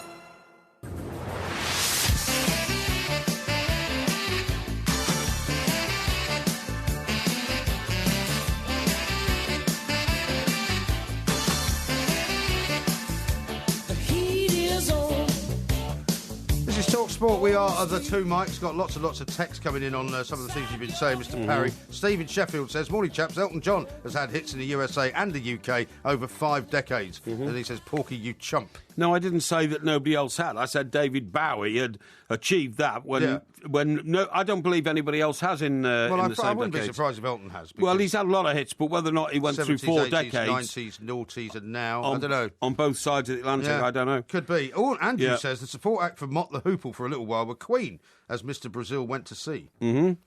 So Queen were Mott the Hoople's support act. Oh, were they? Yeah. Oh, right. It's a bit like when I went to see Thin Lizzy, when Thin Lizzy with the support act of Bachman Turner Overdrive, would you believe? Yes, Bachman Turner Overdrive. Remember Bachman Turner Overdrive? Yeah, I do, yeah. You ain't seen nothing yet. These like Canadian, Cherry baby. These fat Canadian guys with sort of fur jackets on. Really? Yeah. I never saw them like that. Listen, I never saw them like that. That's the only thing they wore. Oh, was it? Really? I never saw them on stage. days in that case. Now, you know why we played that song? You know why we played that song? That song? That song we just played. The Heat is on. We played it already, haven't we? I know, but you know why? Why? Because I'm going to tell you about this amazing new book. It's called The Wisdom of Groundhog Day. And Groundhog Day being when the same thing happens over and over again. Well, everybody's seen the film Groundhog Day, haven't they? And that's exactly right. Well, it's a bit of a legend in America, isn't it? Oh, it is, yeah. Well, it's a legend here. I mean, I thought it was brilliant. I thought it was brilliant. But I'm not talking about the film. I'm talking about actual Groundhog Day. Oh, yeah, Groundhog Day itself. But the film itself, with old Bill Murray, is a legend, isn't it? But anyway, look, do you know what it says, this book? It says why... Andy Murray's just won the first set 6-1, by the way. He certainly has, I know you're such a big tennis fan. No, that's easy. You were in the tennis team as well, weren't you? I was, yeah. And I did. You got any pictures of you playing tennis? No. We didn't have cameras in those days. When? Well, when I was playing tennis. Well, they had cameras in the Second World War. Yes, I know, but we didn't have phone cameras that you took out onto the tennis pitch with you. You know what I mean? We didn't have phones either. No, we didn't have phones. This doesn't mean there are no pictures since, before the advent of the iPhone. Nobody was walking around. No, I'm sorry, there's no pictures of that. No, nobody was walking around with a camera taking pictures of me. Listen, let me tell you about Groundhog Day, this book. It's amazing, because this lady's written this book saying the secret of happiness is learning to love being stuck in a rut.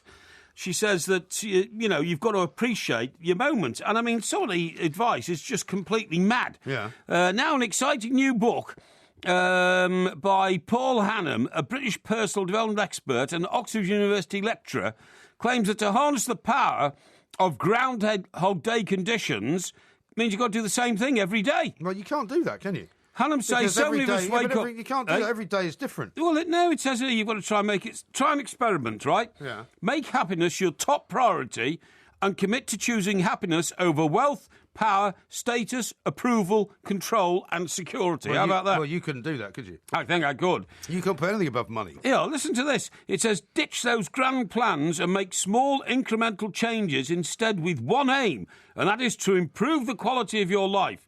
1 minute at a time. So instead of setting goals for next year or even for next week, consider setting a goal for the next minute and make that goal to be happy right now. Yeah, well, why not then? Be happy now. Well, let's try it. Are you happy now? Well, not really. Why not? I mean, because I'm trying to explain this to you, and I'm frustrated by why are you not happy? By the baseness of it. So, if you ask me if I was happy now at this moment in time, I would say yes, absolutely. Why? Because I'm a very happy person. Yeah, okay. Now, do you know what? What do you mean, yeah, okay? No, this is worth exploring. Yeah, well, I'm going to explore. Yeah, okay. I'm going to explore it. I'm telling you, I'm a happy person. I'm glad you're happy. I'm glad you're happy. You? Yeah, I'm good. Then why are you not happy? Well, because I don't settle on happiness. I say I'm relatively happy, but I must pursue a happier state. You see what I mean? No, I don't know what you mean by that. He says, make every day amusing. Get this, look, there's absolutely no need to move to Mustique, win the lottery, become a celebrity, or acquire a Chloe handbag if you can learn to turn up the volume on an ordinary day at home. Here, listen to this. Spend a few minutes answering these questions and consider carefully what you write. OK. What would you do today if you had only a few minutes left to live? What would I do? I don't think I can say that on a family radio show. Exactly.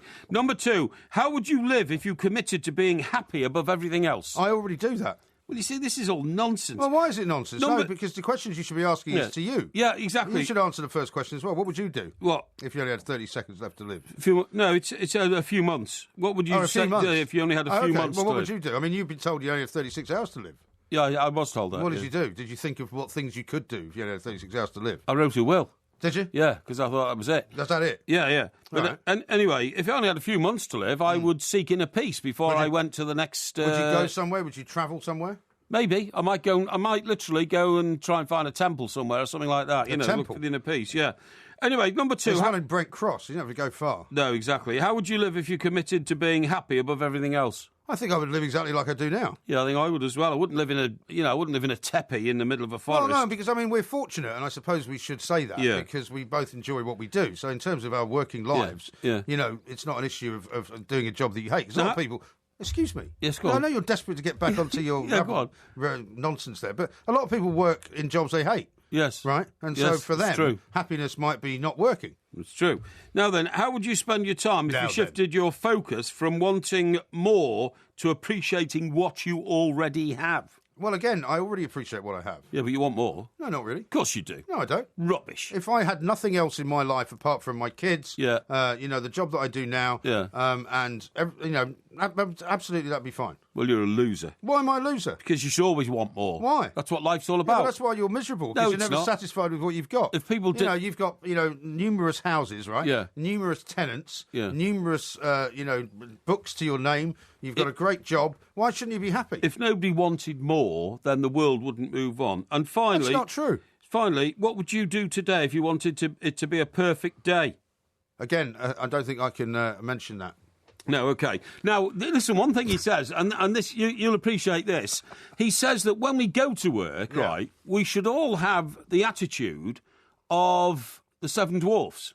Well, that's easy for you to say. What a ridiculous response. What a ridiculous response. He says that actually that... Well, surely the Seven Dwarfs have all got different responses. No. Dopey, sleepy. No. Who wrote the Seven Dwarfs? Who wrote it? Yeah. Snow White and the Seven Dwarfs. Yeah. It was a grim fairy tale, wasn't it? A grim fairy tale, OK. I thought Disney wrote it for a film. No, I thought they did. I thought they actually wrote... Didn't Walt Disney's organisation write it for a film? Well, they adapted it into an animated feature. Yeah, OK. But they didn't write the story. The point is, they say... How about Beauty and the Beast? No. They say Snow White and Seven Dwarfs, there is a subliminal message in it. Is there? So when the dwarfs are going to work, hi-ho, right. It's off to work we go. Yeah. And they say that's what we should all be doing, going to work, right? So I've written one for you and I, right? Have you? And this is how you start your day well. You're going to sing it? So, yeah, I am. Yeah, here, listen to this. How many songs is this? Oh, hi-ho, we're on the radio. We talk on air without a care. Hi-ho, and we like rolling around. No, sorry, that's right. Hi-ho, we like rolling around in the snow. You see what I mean? You're supposed to make yourself feel happy on the way to work. I do enjoy understand? that. Yeah, I do. Yeah. Did you roll around in the snow the other day? Well, I did when there was a bit of snow. I didn't roll around it, but I went out walking in it. I was on the North Downs. Actually, I've got a question for you about that, which I need to ask you, but we haven't got time right now. This is Talk Sport. Barry Venison coming up next. If you fancy a flutter on the football, a gamble on the golf, a double on the darts, or a treble on the tennis, you're in luck. Get closer to the action every weekend with Betway's Man in the Know on the Weekend Sports Breakfast with Georgie Bingham and Mickey Quinn. Bringing you all the form on the football, the going at Goodwood, the tries at Twickenham and the overs at the Oval. Every Saturday and Sunday morning from 7 on TalkSport with Betway. Bet now at betway.com. So what does a good teacher make? My teacher makes me want to put my hand up as fast as I can in class. My teacher makes me believe that I can be the best I really can. My teacher just made me realise that not all subjects are bad. Make a difference to thousands of lives, including your own. Tax-free bursaries are available to help you while you train. Teaching. Your future. Their future. Search Change to Teaching. Bursaries subject to eligibility. I checked my road so I didn't miss the match. I checked my road so I wasn't late for my meeting. I checked my road so I made my flight. I checked my road to make sure I made it back for bath time. While we're making improvements as part of our road modernisation plan, there will be disruptions. Always check your roads before you travel to avoid any unnecessary delays by searching TfL Traffic News. Transport for London. Every journey matters. Make sure you're ahead of the game and listen to Kick-Off on Talk Sport with 888 Sport. Bet you can. Tonight from 7, get in-depth analysis, heavyweight pundit opinion and outspoken fan reaction on the nation's most passionate pre-match football forum. You won't miss a trick, flick or kick of any of the action. Plus, hear the latest form and odds ahead of all the matches that matter from 888 Sports On The Ball Bet Spurt. Kick Off, weeknights from 7 on Talk Sport with 888 Sport. Bet you can. Talk Sport. He's beaten the keeper. Anything else is relegation. A great British invention. Talk Sport. Scripted happy 18th birthday from your darling Annabella, this girl who was my girlfriend at the time. Annabella? I've still got it. Where were you then? Were you a student in Bath? No, I think I'm still living in London. I hadn't gone to university yet. Really? Annabella? Yeah. What sort of lady was Annabella? She was very nice. Really? Yeah, she was my first love. Is that right? Yeah. Annabella? You've not told me about her before. She broke my heart. Why? She left you? Yeah. Well, I don't blame her. I mean, you're stumble bum compared to some of the people she could have found in London. The reason I ended up going to Bath University, actually, was because of her. To get away from her? No, she was meant to be going there. Oh, I see. So I applied to go there as well. Yeah. And then she decided not to go there. and instead she went to the University of London to study German, I think it was. Yeah. And I came up to see her one weekend, and she was with some other guy. No. Yeah. What? Shocking. What, she hadn't told you that she'd dumped you? No.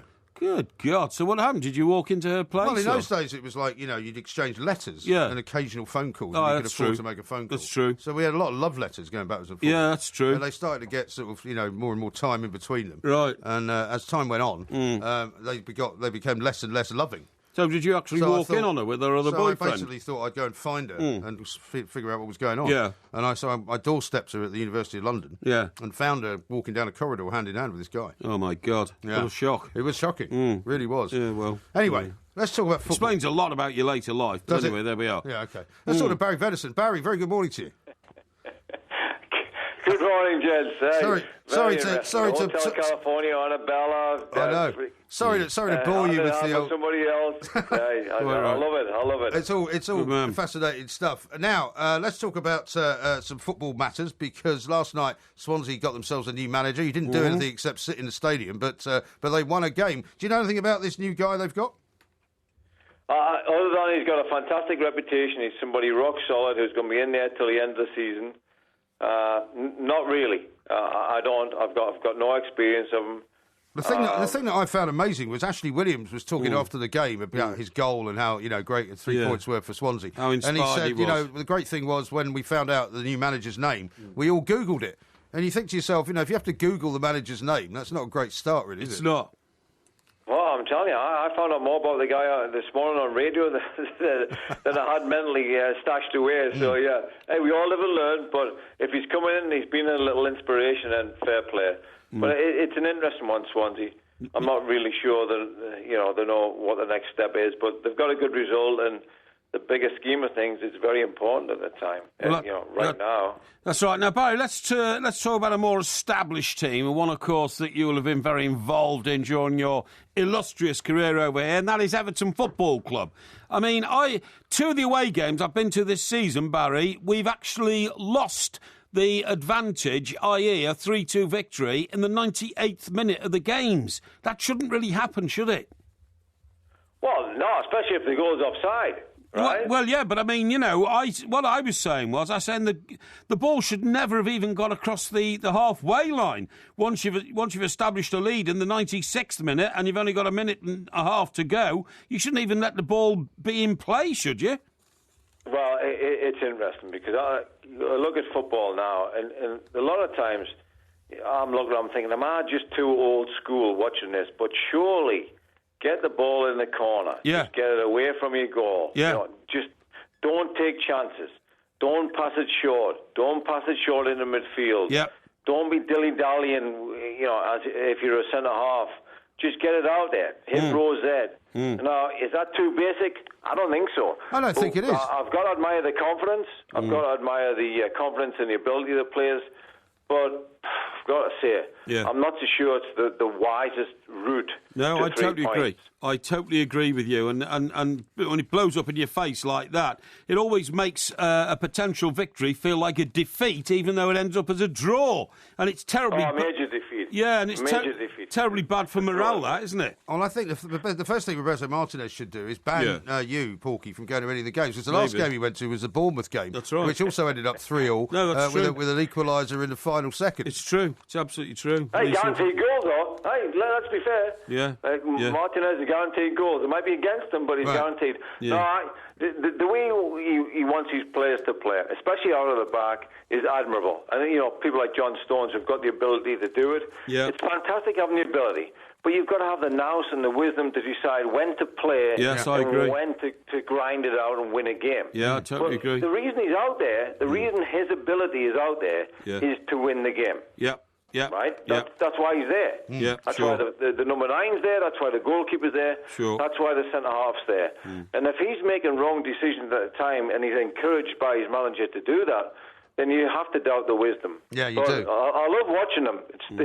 It's guaranteed entertainment right up until the 98th minute. Sure is. Now, you might go down the opposite end of the spectrum there on the entertainment scale and look at the Man United-Liverpool game and say to yourself, Liverpool should have won that game. Man United get one shot on goal, on target, and actually score it. Great goal by Wayne Rooney. But, Liverpool, it's not really working for Jurgen Klopp at the moment, is it? No, I think it's been a little bit of a disappointment after the initial boost.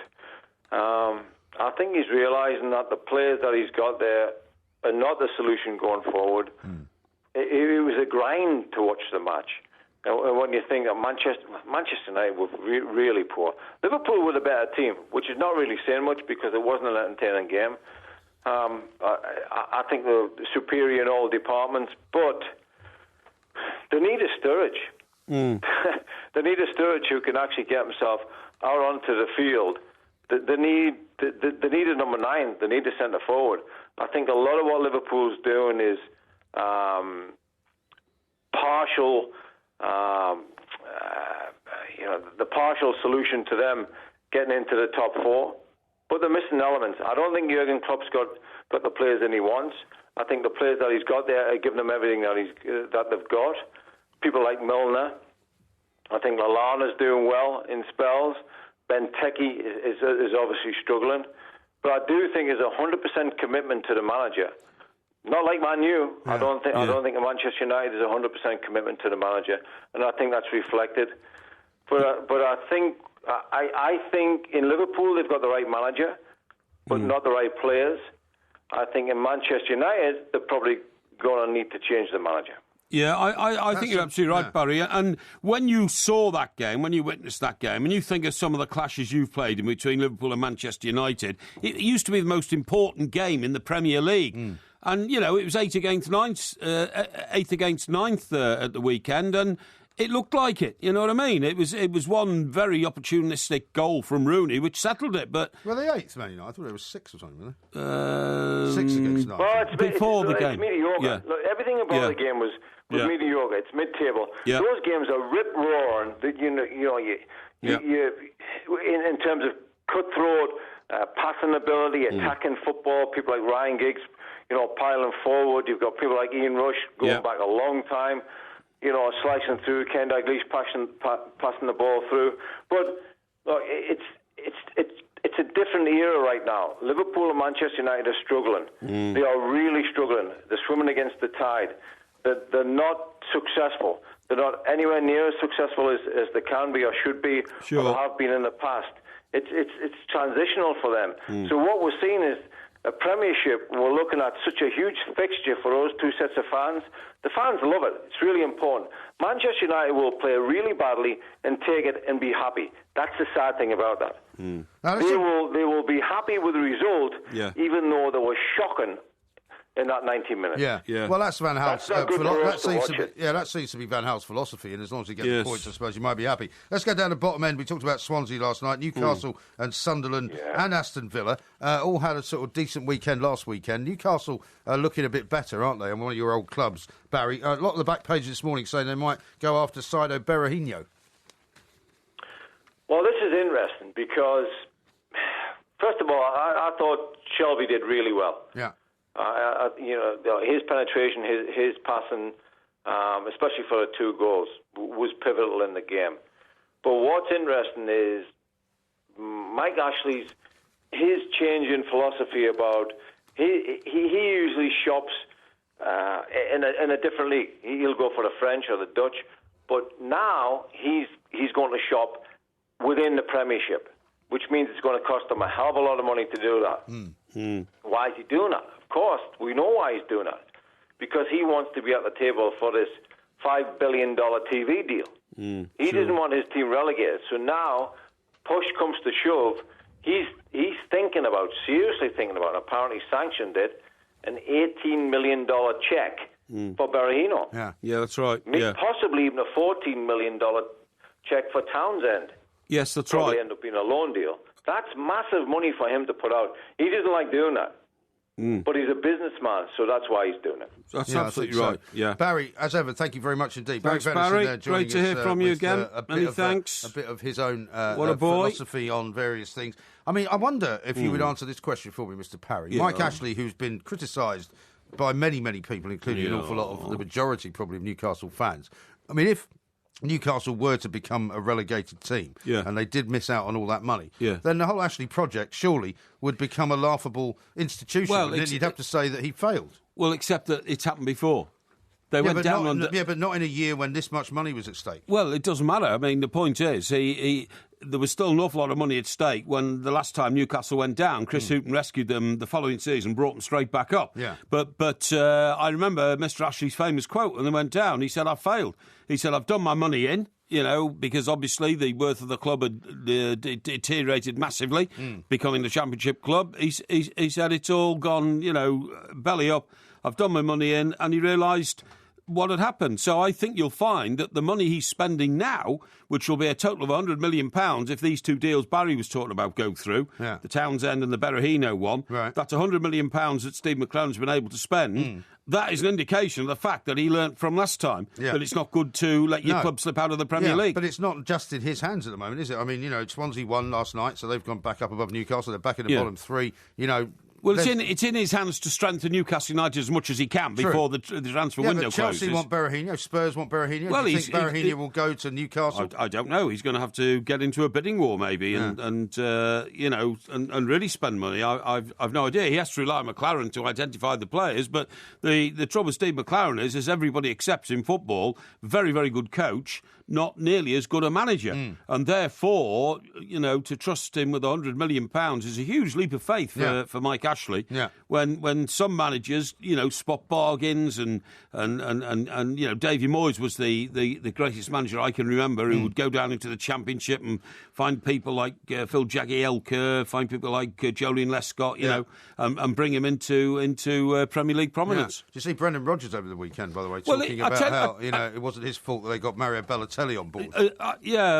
And yet previously when he was at Liverpool, he'd always claimed he had the final say on all the transfers. But I tell you what was really interesting over the weekend, Mike, not just that Brendan Rodgers surfaced on Monday night, he'd already given a couple of interviews on Sunday to the Monday morning papers, ahead of doing that. Yeah. But also, David Moyes surfaced on Saturday night on Match of the Day. Right. So you've got David Moyes with a really outstanding track record in the Premier League, certainly with Everton. And now people are beginning to say, well, he just wasn't given enough time at Manchester United. It was all too much knee-jerk reaction to an average season. Yeah. So you've got David Moyes floating around there.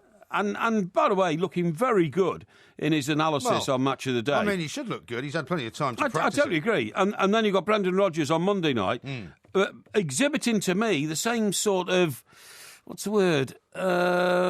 Insouciance? Well, I'd like to admire myself as much as I possibly can type attitude. You know what I mean? Well, he's very happy with himself, isn't he? Very much so, very much so. And he couldn't be happier. He's one of those guys, as they would say, if he was made of chocolate, he'd eat himself. Yeah, well, exactly. In fact, somebody did say that about him. It was another Premiership manager. Yeah. And those two managers now are about, and you have to say, there are clubs who need managers like that, who are struggling, and so there's got to be a job for them coming again soon, I would imagine. I'm sure there would be. Yeah. Stephen says this at the two mics. He says the biggest problem with IKEA is getting back out of the place. Yeah, which is true. Jackie says, I take it you both must have tried the Swedish meatballs. No. The meatballs alone are worth the IKEA trip. No. It's true, actually. I love the meatballs. No, I've never tried them, no. Have you never eaten them? No, they're probably too... spicy for me, I would think. Not particularly, no. I would think they are. No, they're not spicy. I would think they're too... They eat them with jam, which is very nice. Jam? Yeah. Jam on meatballs. I've never tried that. I'm sure. Get out one day and try something different. Yeah. Never mind all that rubbish about Groundhog Day. Yeah, I know what the lady means about going in, you can't get out. It's like that was Stephen that said that. It's like being in Father Christmas's grotto, isn't it? Once you're in, you've got to get out the other end. Yeah. It's a lot more difficult than Santa's grotto, I'd say. Yeah. Stephen says, Porky, take it easy. One of those nights you might not take it to the limit by singing. One of those nights. And there's a very funny picture of your IKEA construction work. Oh, yes. From Becky. Oh, yeah, brilliant. Yeah, Becky, thank you very much indeed. Which I've retweeted. I've got a couple more questions for you coming up in the next hour. Whoa. And, of course, it's winners and losers time as well. So certainly get your fingers on the buzzers ready to vote either for myself or for Mike Parry. Let's try not to vote without hearing it this time. This is Talk Sport. We are the two mics. This is Talk Sport. We are the two mics. There will be a podcast coming out, of course, this time, hopefully 6 hours from now. We managed to fix the problems we had last week. Hopefully we won't have any this week. A couple of tweets to read out to you, Mr. Yes. Parry. Ian says, so Porky has made a will. Will his cleaning lady get the 200 tins of lean ham and £175 slippers? Well, you never know. Roy says, Mike, greed is good, Parry. Mm-hmm. If you don't want more, you're a loser. In a finite world, there's not infinite resources. Oh, really? He says. Resources, yeah. Becky says, I would have expected, rather than a temple to find in in a piece, Yes. Porky would have got the keys to the Playboy mansion. Yes, yeah, Maybe. totally agree. Stephen says, I hate the job I do, but the two mics make it bearable. Excellent, well done. Not bad. And Jackie says, I go to work every night singing, hi-ho, hi-ho, it's off to work I go. Yeah, why not? It's supposed to make you feel better about going to work, you know. It means being happy every moment of your life. Here's a good one here from Stephen. Yeah. He says, hi-ho, get Porky off the show. That's the best bit of poetry I've ever heard. Lord Vralo says, singing non-stop, cutting MG off mid-sentence. It's clear tonight old Porky's back on the Red Bull Express. I don't think so. Now, young Liz, who's a big supporter of this show, big fan, she says, you're always my winner. Hang on, my voice is going here. You're always always... Are you right? I can't get this out. Yeah. You are always my winner. Vote Parry and vote often. That should be vote Porky, actually, Liz. You know, Parry is a foreign name to us here. Vote Porky and vote often. Kisses from Hilton Towers. She goes on to say, why I focus on the winner for me always is... old Porky, what? Mike Parry 8. I don't know what you're talking about. Well, I'm reading out... You're reading it out in a way which is unintelligible. Well, the two Mikes, both winners in my eyes, says Liz. Well, so there you nice. go. That's rather nice, Somebody magnanimous about us for a change. Now, it was all right, Groundhog Day in the last hour, right? Yes. There's a great story from some part of the United States in Wisconsin, a place called Sun Prairie, where apparently Sun Prairie hasn't got a groundhog for this year's Groundhog Day festivities, because you know how they... The groundhog comes out of the hole. Yes. And if the groundhog goes back in the hole, then it means 40 days. It means something different than if it comes out and stays out. Absolutely right. But apparently last year, the groundhog bit the mare. Oof. And so that particular groundhog is now no longer available for Groundhog Day activities. Well, you're telling me that they killed the groundhog? I think they released it back into the wild. Oh, really? They say. Oh, but, I mean, I think you might be right. It's not very nice. February the 2nd, apparently, is. So they say they're going to go ahead with the event even if there's no groundhog. Really? How can you do Groundhog Day without... What was the name of the town again in the film? Waukapuxie? To be honest, I'm not. It's not a film that I. Pauxie, Poughkeepsie, isn't it? No, Pauxie. It's Wickaporksy or something like that. Is it? The last words are AUX. Letters are AUXSIE. Are you sure? Yeah, I'll look it up for you. And it's in Philadelphia, isn't it? Pennsylvania. Pennsylvania, I mean, yeah. Yeah. Now listen, I want to tell you about this new film that's come out. Now, how often do you? It's Punxsutawney. Punxsutawney, that's the one, yeah. What did you say it was? I said it was like that. I did. Yeah, hey, now listen, here's the question I got for you, right? Yeah, and this was posed to me by some fans of the two mics over the weekend, right. So I'm duty-bound to ask it for you. Now, I think it's Sunday morning, you put out the tweet about the Winter Wonderland. Yes. Because you went out and that was when the snow had fallen overnight, right? Yes. Now, you were out feeding the ducks. Yes. In the dark, right? Well, yes and no. Yeah, because later you posted a picture of the ducks surrounded by sort of a snowy sea. That's right. But that was about 10 o'clock in the morning. Yes, that's right. So did you feed the ducks twice? I went back. Did you? I went back because I went in the darkness and I knew I couldn't take a picture in the dark because it wouldn't have I think you should take a picture in the dark as well. Properly illustrated the surroundings. Yeah. So I said, and then I got a load of abuse from people, well, where's the picture?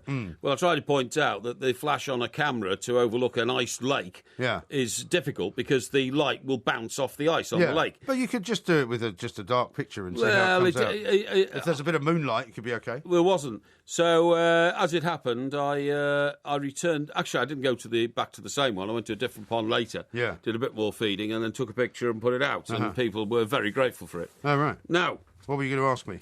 No, I want to tell you about this later. You always pick me up on the pronunciation of Leonardo DiCaprio. DiCaprio? Yes, exactly. Yeah, you always get it wrong. Yeah, now he's got a new film out, right? And apparently it's... The Revenant. The Revenant, that's it. Yeah, well done. Yeah, do you know what The Revenant is, by the way?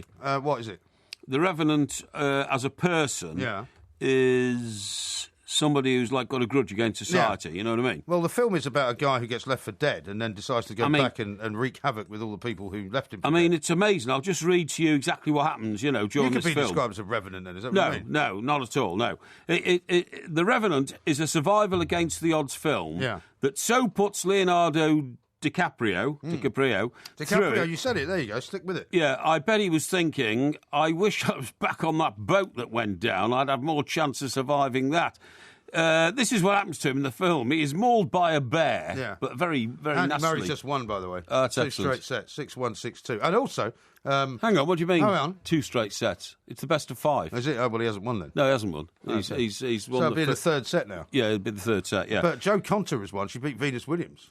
Yes, I know, but they only play 3 sets, the ladies, Well, don't they? she's won 6-4, 6-2. Well, she's beaten Venus Williams? Yeah. Has she? Who? Not Serena, Venus.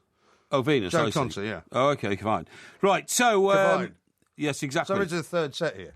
OK, that's excellent. Now then, what happens to DiCaprio is... he is mauled by a bear. Decapitated, does he? No, he's mauled by a bear very viciously. I mean, almost torn to pieces, right? Yeah. He's then buried alive by 2 guys who come along and are supposed to be rescuing him, but actually rob him. I saw something actually that made me think of you, because there was somebody tweeted, I think, that he did the right thing by playing dead. For the bear? For the bear, yeah. Yeah, OK, yeah. Because remember you said that you're supposed to stand up and make yourself as big as possible. Yeah, that's right, yeah. And wave a load of stuff. Yeah. So I don't know whether he does that. Yeah, OK. So he's buried alive. He buried alive. Yeah. He then, because he's driven mad by hunger, he ends up... He's not too bothered about being buried alive. He's just a bit peckish. Well, he gets out. He gets out. He gets out. This is the point. Right. So he's mauled to death by a bear, almost. Yeah. Then he's... almost mauled to death. Then he's robbed and beaten up by guys who chuck him in a grave and chuck all the soil on and bury him alive. Right. He crawls out of that. Not surprised he's buried a grudge by this stage. Well, right? exactly. He comes out, and then the only thing left to eat are the remains of some animal. Right. And he tears out its liver. Right. And starts eating it. Yeah. While the liver is still beating. You know, while there's still a pulse in it. Why is his liver beating? Well, because, the it's animals... like impersonating a heart, is it? Sort of thing, yeah. No, I mean, ridiculous. Your liver doesn't beat. Well, it's moving. It doesn't move. All right, well, there's blood oozing out of it, put it that way, and it runs all down his face and chin, and he doesn't look good. Right. Does he have any fava beans with it? Oh, don't be ridiculous. Now, I'm enjoying this movie review section. By the way. Exactly. Okay. Yeah. Now, he's got a load of terrible injuries caused by the bear mauling him. Yeah, well, I guess so, yeah. So what he does is he goes and fashions a needle from the remains of another animal. A needle? And then starts sewing up... bone or something? Yeah, bone, and then he starts sewing up all his wounds, right? What does he use for sewing embroidery? What does he use for the thread? Well, I don't know, a bit of gut, I suppose, from the animal. I suppose, he's quite handy at survival. You're not going to give away the ending or anything, are you? Well, no, I'm giving the ending, but then he gets a bit dozy, a bit sort of... Sleepy. Well, no, more sort of, when you start fantasising and all kinds of... And while he's Wasn't that one of the dwarves? No. But while he's doing that, while he's sort of concussed, he hallucinating. Hallucinating's the word I was looking for. Oh, good. While he's hallucinating, he manages to fall off a cliff.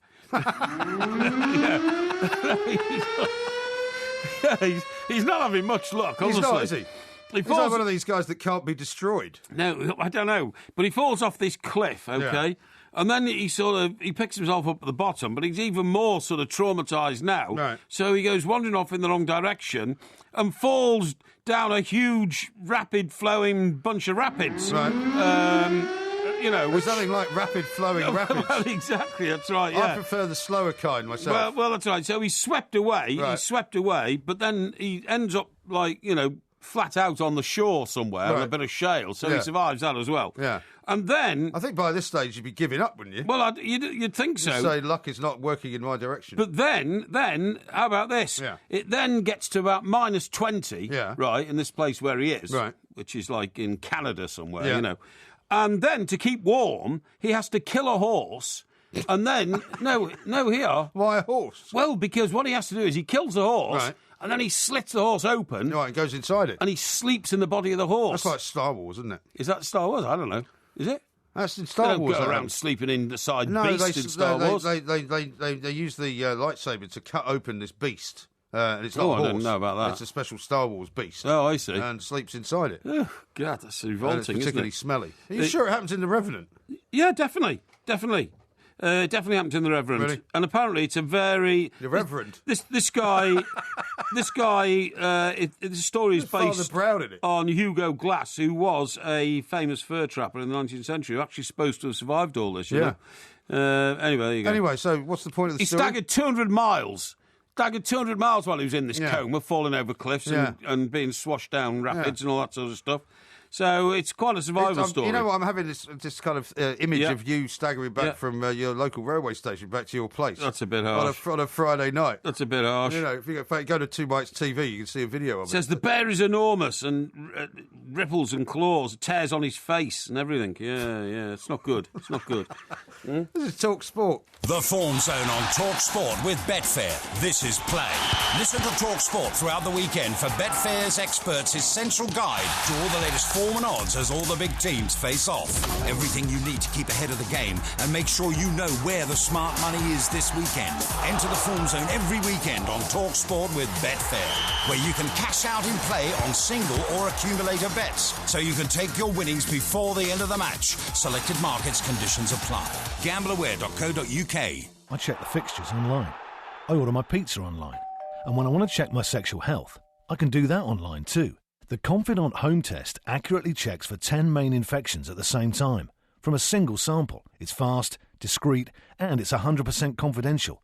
Order your Confidant Home STI test kit online at confidanttest.com. Results are not intended to replace medical advice and should be used as a convenient way of getting tested before consulting a GP. Age 16 plus. UK customers only. Terms and fees apply. I know. The state pension is changing. I know. How much you get will still depend on your national insurance record. And don't forget you may still have a private pension to consider too. I know. I'll be able to see how much I'm likely to receive and understand what I can do to improve my state pension. I know. If you reach state pension age on or after the 6th of April 2016, you'll be part of the new scheme. Make sure you know the facts about the new state pension. Visit gov.uk/yourstatepension for more information. Tonight from 7, full uninterrupted commentary of Aston Villa versus Wycombe Wanderers. The FA Cup, live on Talk Sport.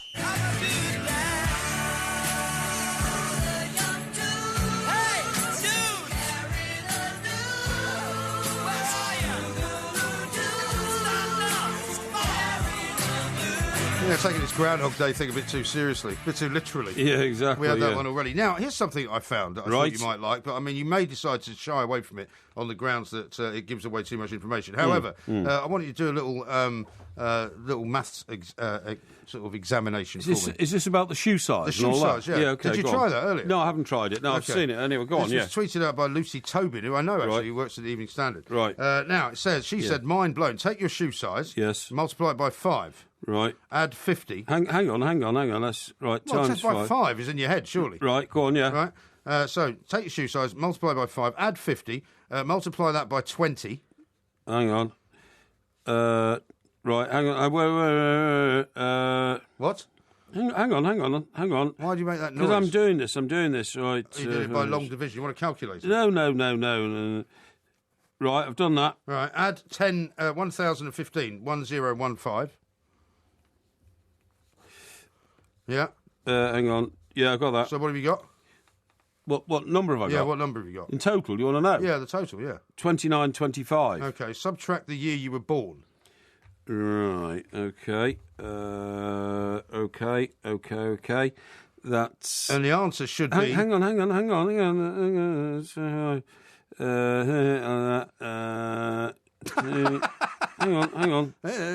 What's the sound effects for? Wait a minute. That's... hang on. 36 off that. That's... Right. So you should get your shoe size and your age. Do you? No. You don't? No. Why not? Well, because my shoe size is not 26 and I'm not 64. How could you get 26? The figure I'm left with is 2664. You said the number you had finally was 2925. Yes. Right.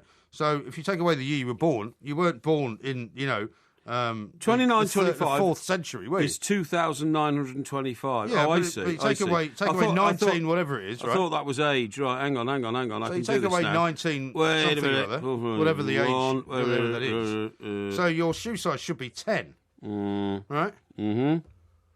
But that can't be your shoe size. You said that you were wearing a pair of shoes the other day that were size 7. No, I wasn't. No, you were. Those slippers that came in. What are you supposed to be left with? You're supposed to be left with basically 2 numbers. Yes. Right? The one number on the left is your shoe size. Yes. And the 2 digits on the right, will be your age. No, completely wrong. Well, how can you not have it right then? Because presumably the number on your left is 10. No, my shoe size is 9.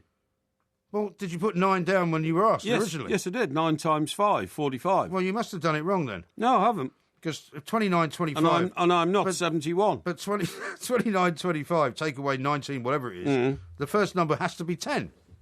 Mm-hmm. So why is it 9? Well, I don't know. I can't explain that, can I? No, it should be 9, shouldn't it? Yeah. 29, 25 minus 1954 is more than 1925. So it's 9, isn't it? So it is 9. 9. So that's correct. So how can you be 76? 971. So the shoe size is right. Well, how can the age be wrong then? Well, it's way wrong. I mean, massively wrong. Well, you must have done it wrong somehow. No, I haven't done it wrong. Never mind. Okay. So I was doing it again. But, I mean, I saw that all over the weekend. It was on the internet and all that kind of stuff. And it's interesting, I thought so many people will do it that I'm not going to be one of the crowd. Right. So I didn't try it out. I just thought we might be able to establish exactly what your shoe size was and precisely how old you are. Well, I haven't got any problem with my shoe size or how old I am. No. It doesn't bother me at all. I know that, yeah. It's just that didn't work out. Yeah, I know. Never mind. Here's one from C, who says, so it's Porky's fault Everton drew again at the weekend. Can you please stay away from Everton games in the future? No, I can't because I want to go. Right. Now, a guy called Jam says Porky needs to re-watch the Revenant movie because he tells the wrong storyline. Well, the thing is, Jam, I haven't seen the Revenant movie, have I? This is the whole point. Well, nobody knows whether you've seen it. I read the reviews of it in case I feel it's worth going to see. That's the whole point of a review, isn't it? Have you seen Spectre yet, by the way? No. Well, you're going to see it, because I'm just not going to be in the movies for that much longer, is it? Oh, no, you're right. No, I must go and see it. Now, Ross says, none of what Porky has just said about this film is even true. He has missed out so much. He clearly hasn't watched it. No, I'm not claiming to watch it. Thing is, guys, you've got to understand that I can't possibly go and watch every film. So what you do is you read a number of the reviews by the professional film reviewers. Many of ours, we have many friends in that particular arena, do we not, Mike? In what arena is that? The professional film reviewers. Oh, yes, we do, Brian Viner and people like that, Certainly, yeah. He's more of a theatre guy, isn't he? Oh, yeah, and films. Does he do films as well? Oh, yeah, and all that kind of stuff. John Hearn, of course. John Hearn, of course, absolutely. Jason Solomons. Top of the old pile there. Jason Solomons, is he? He's a film reviewer. Is he? Is he a friend of ours? A friend of mine, yeah. Oh, he's a friend of yours, yeah, okay. Well, not necessarily a friend of mine. And, I have to work these things out before I see whether it's worth going to see the film or not. Some people can't decide whether you got it right or not, because Mick says, I can't believe the Porkmeister just gave the whole plot of The Revenant away. What a plank. Well, there you go. And Thomas says, best Porky vision ever. It wasn't on the right day. Pointless going to see that film now, by the way. #ruined. Well, no, it's not, because you see, all I'm doing is reading from a review. Yeah. So it's not like I've been to see it and given the plot away. That review is available to anybody who, has an iPad or a tablet or reads a newspaper or a magazine. Everybody's got access to it. So it's, I don't know what the problem is. Right. And then, again, I mean, you see, you can't get the facts. This is why Twitter and social media and everything else is so fascinating. Right? Yes. Because everybody's got a different point of view. Exactly. And they quote things that are correct as if they are correct. Right. When they might not be. Right. Because there's two versions here. Jonathan says, it's a bear, not a horse he sleeps in. But somebody else says... it's a horse.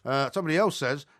you've got most of the story correct, but have totally jumbled it up, as well as missing a lot of detail. When he fell from the cliff, he was on the horse that, as a result, died. He then cut it open, emptied its organs, and slept inside for warmth. Oh, that's excellent. Well done. Well, thank you for filling in the detail there. That's very helpful. Yeah. Gary, the Evertonian trucker, says another hugely inaccurate analysis by the Porkmeister. No, I don't think so. I think you'll find that the basic plot as outlined as to this man's travails during, a survival...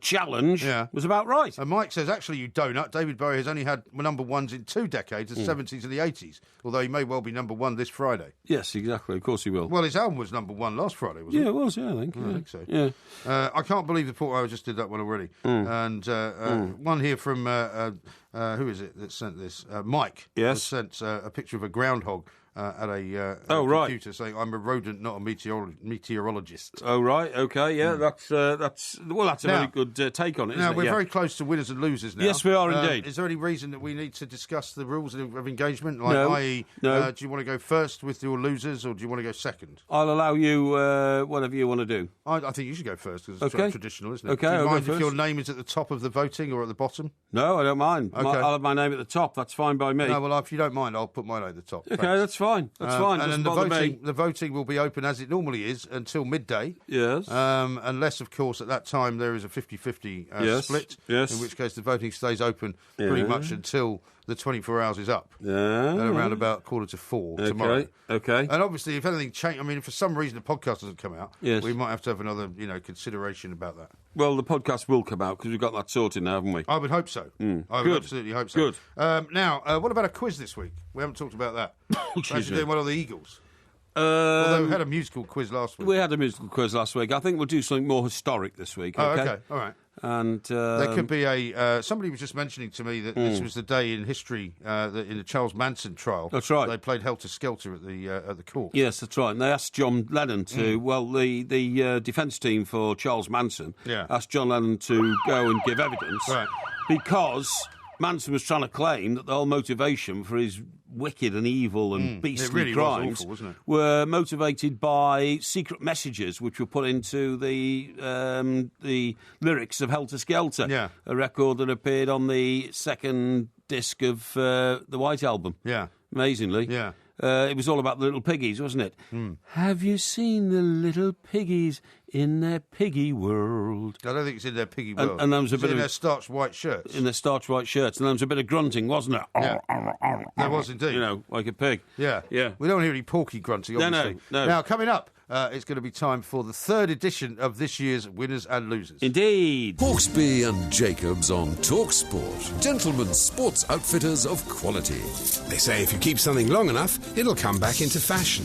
Sharp and sophisticated radio for discerning listeners. Oh, my girdle's killing me. Neatly tailored afternoon radio with no detail overlooked. Hawksby and Jacobs. This afternoon from 1 on TalkSport.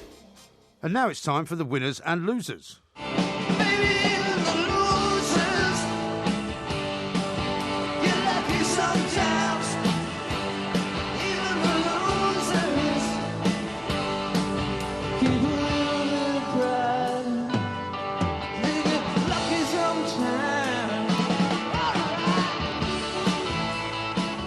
This is TalkSport, and this is episode 3 of the Winners and Losers, of course. Mr. Parry is agreed to go first with his losers this weekend. OK. Away you go. Here I go. Now, I'm telling you what I've done.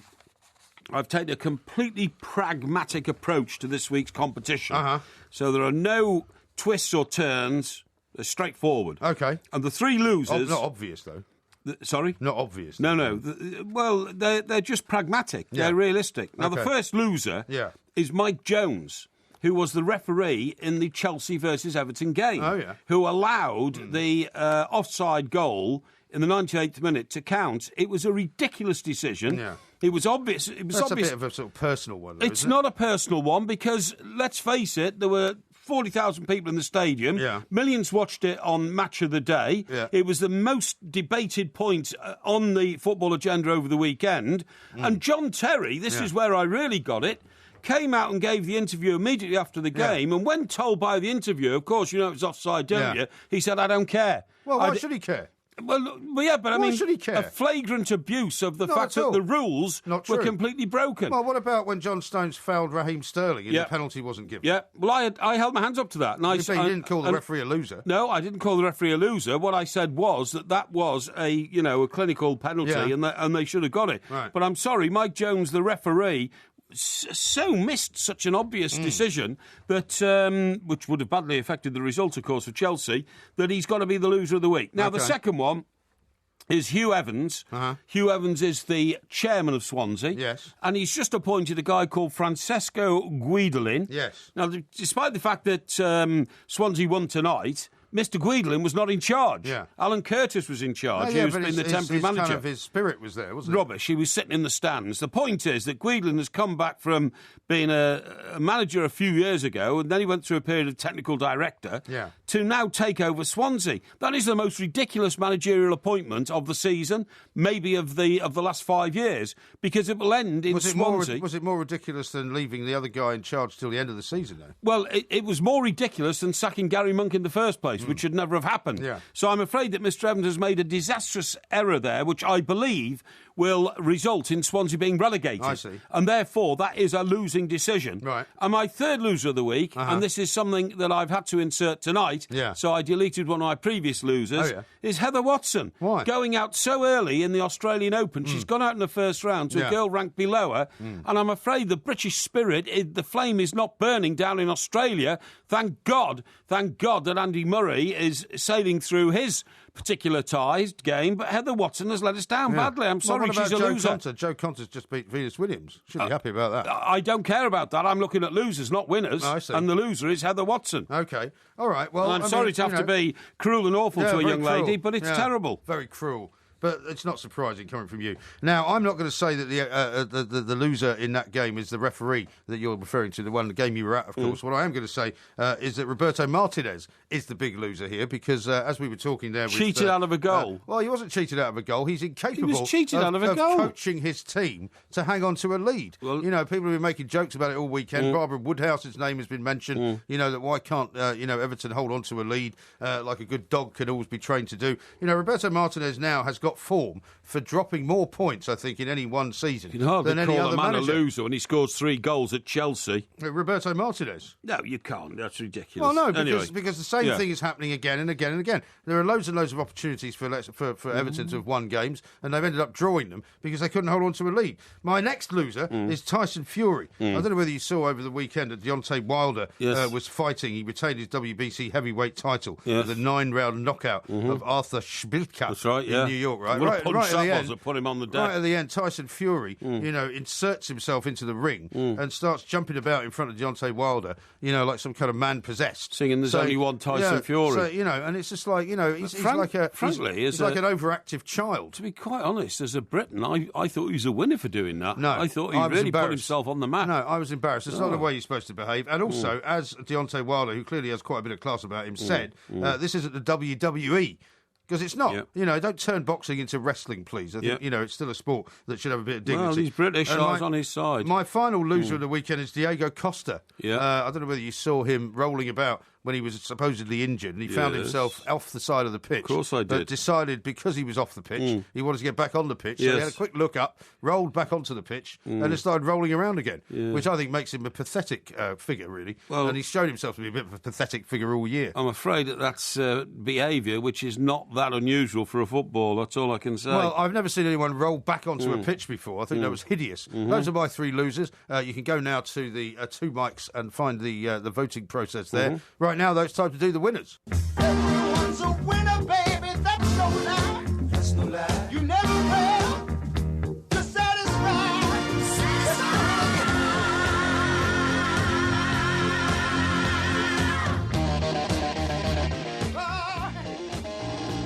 Shall I go first with the winners, or would you like to?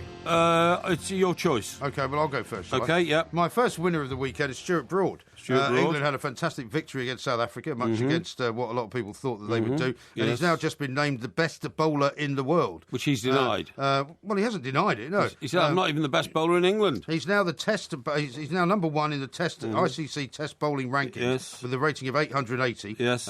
He's above by 9 points Ravichandran Ashwin, Dale Steyn, Yasir Shah, James Anderson. So tremendous. And he's now saying that as a result of this, he wants to get back into one-day cricket. Yes. So I think he's a man who should be congratulated on having, as he's put it, the world at his feet. Yes. Okay. Yes. My second winner of the weekend is John Joe Shelvey. As Barry Venison said, John Joe Shelvey played a fantastic first game for Newcastle United. You were accusing him last week of doing the wrong thing and leaving his team. Well, I think he was mean-spirited at Swansea because he just didn't seem to to want to get into the swing of things. Well, he may not have done, but he certainly got into the swing of things in Newcastle. Well, it's been a bit selective as a winner, really, isn't it? Not really, because Newcastle won the game.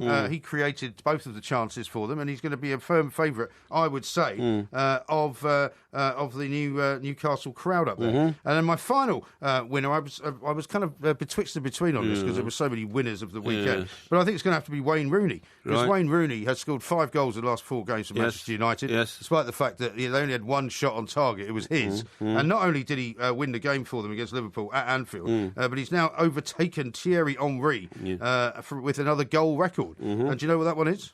It's the number of goals scored in the Premier League. No, it's not. It's the number of goals scored for one club. That's right, in the Premier League. Because obviously Alan Shearer is way ahead of everybody else. But Wayne Rooney has now scored 176 goals for Manchester United. Thierry Henry scored 175 for Arsenal. Alan Shearer scored 148 for Newcastle. And Frank Lampard scored 147 for Chelsea. Well, that's exactly what I said. So those... No, you said in the Premier League. I did, yeah. No, but why is Alan Shearer not number 1 then? Why is he not number 1? In this list. Because he scored some of the goals for Blackburn Rovers. Exactly right. And so that list is different. So those are my 3 winners, and you can go and vote for them as many times as you like between now and midnight. No, excuse me, you need my winners first, because that's... Well, you can still go and vote now if you want to. No, you can't. No, there's no need to, because I'm going to give you the 3 winners, right? OK, go on then. I'm not saying that yours were not bad. They were not bad, but mine are better. Now, Wayne Rooney, yes, you could have endorsed that. Bit obvious. Now, what I'm going to say is this, right? My first winner is Eddie Jones, who is the new rugby supremo in this country, OK? Yeah. He's got a fantastic spirit. He has a smile on his face. He knows exactly what he's doing. He hasn't actually won anything yet, right? Well, hang on, he has. And he says, I'll name the captain when I'm down to 15. But why he is an absolute winner is that he has raised the point that the last coach should have raised and the coach before that. Right. Why isn't Johnny Wilkinson on the coaching squad of the English national team? And he's asked him to come on board. Right. That is a winning mentality. So when I said he hasn't actually won anything yet, that's correct. He might have won the loyalty of Johnny Wilkinson to come and join the coaching staff, which is fantastic, because Johnny Wilkinson, of course, is the overall winner. He was the man of the match when we won the World Cup. So he's my winner number 1, Eddie Jones. Right. My winner number 2 is Ronnie O'Sullivan, because, and I was vying here between him and Wayne Rooney. Wayne Rooney, of course, did turn out to be a winner at the weekend, but Ronnie O'Sullivan, who hasn't really played a major tournament for about 8 months, decided to come back in and absolutely smashed his way to winning the Masters. Yeah.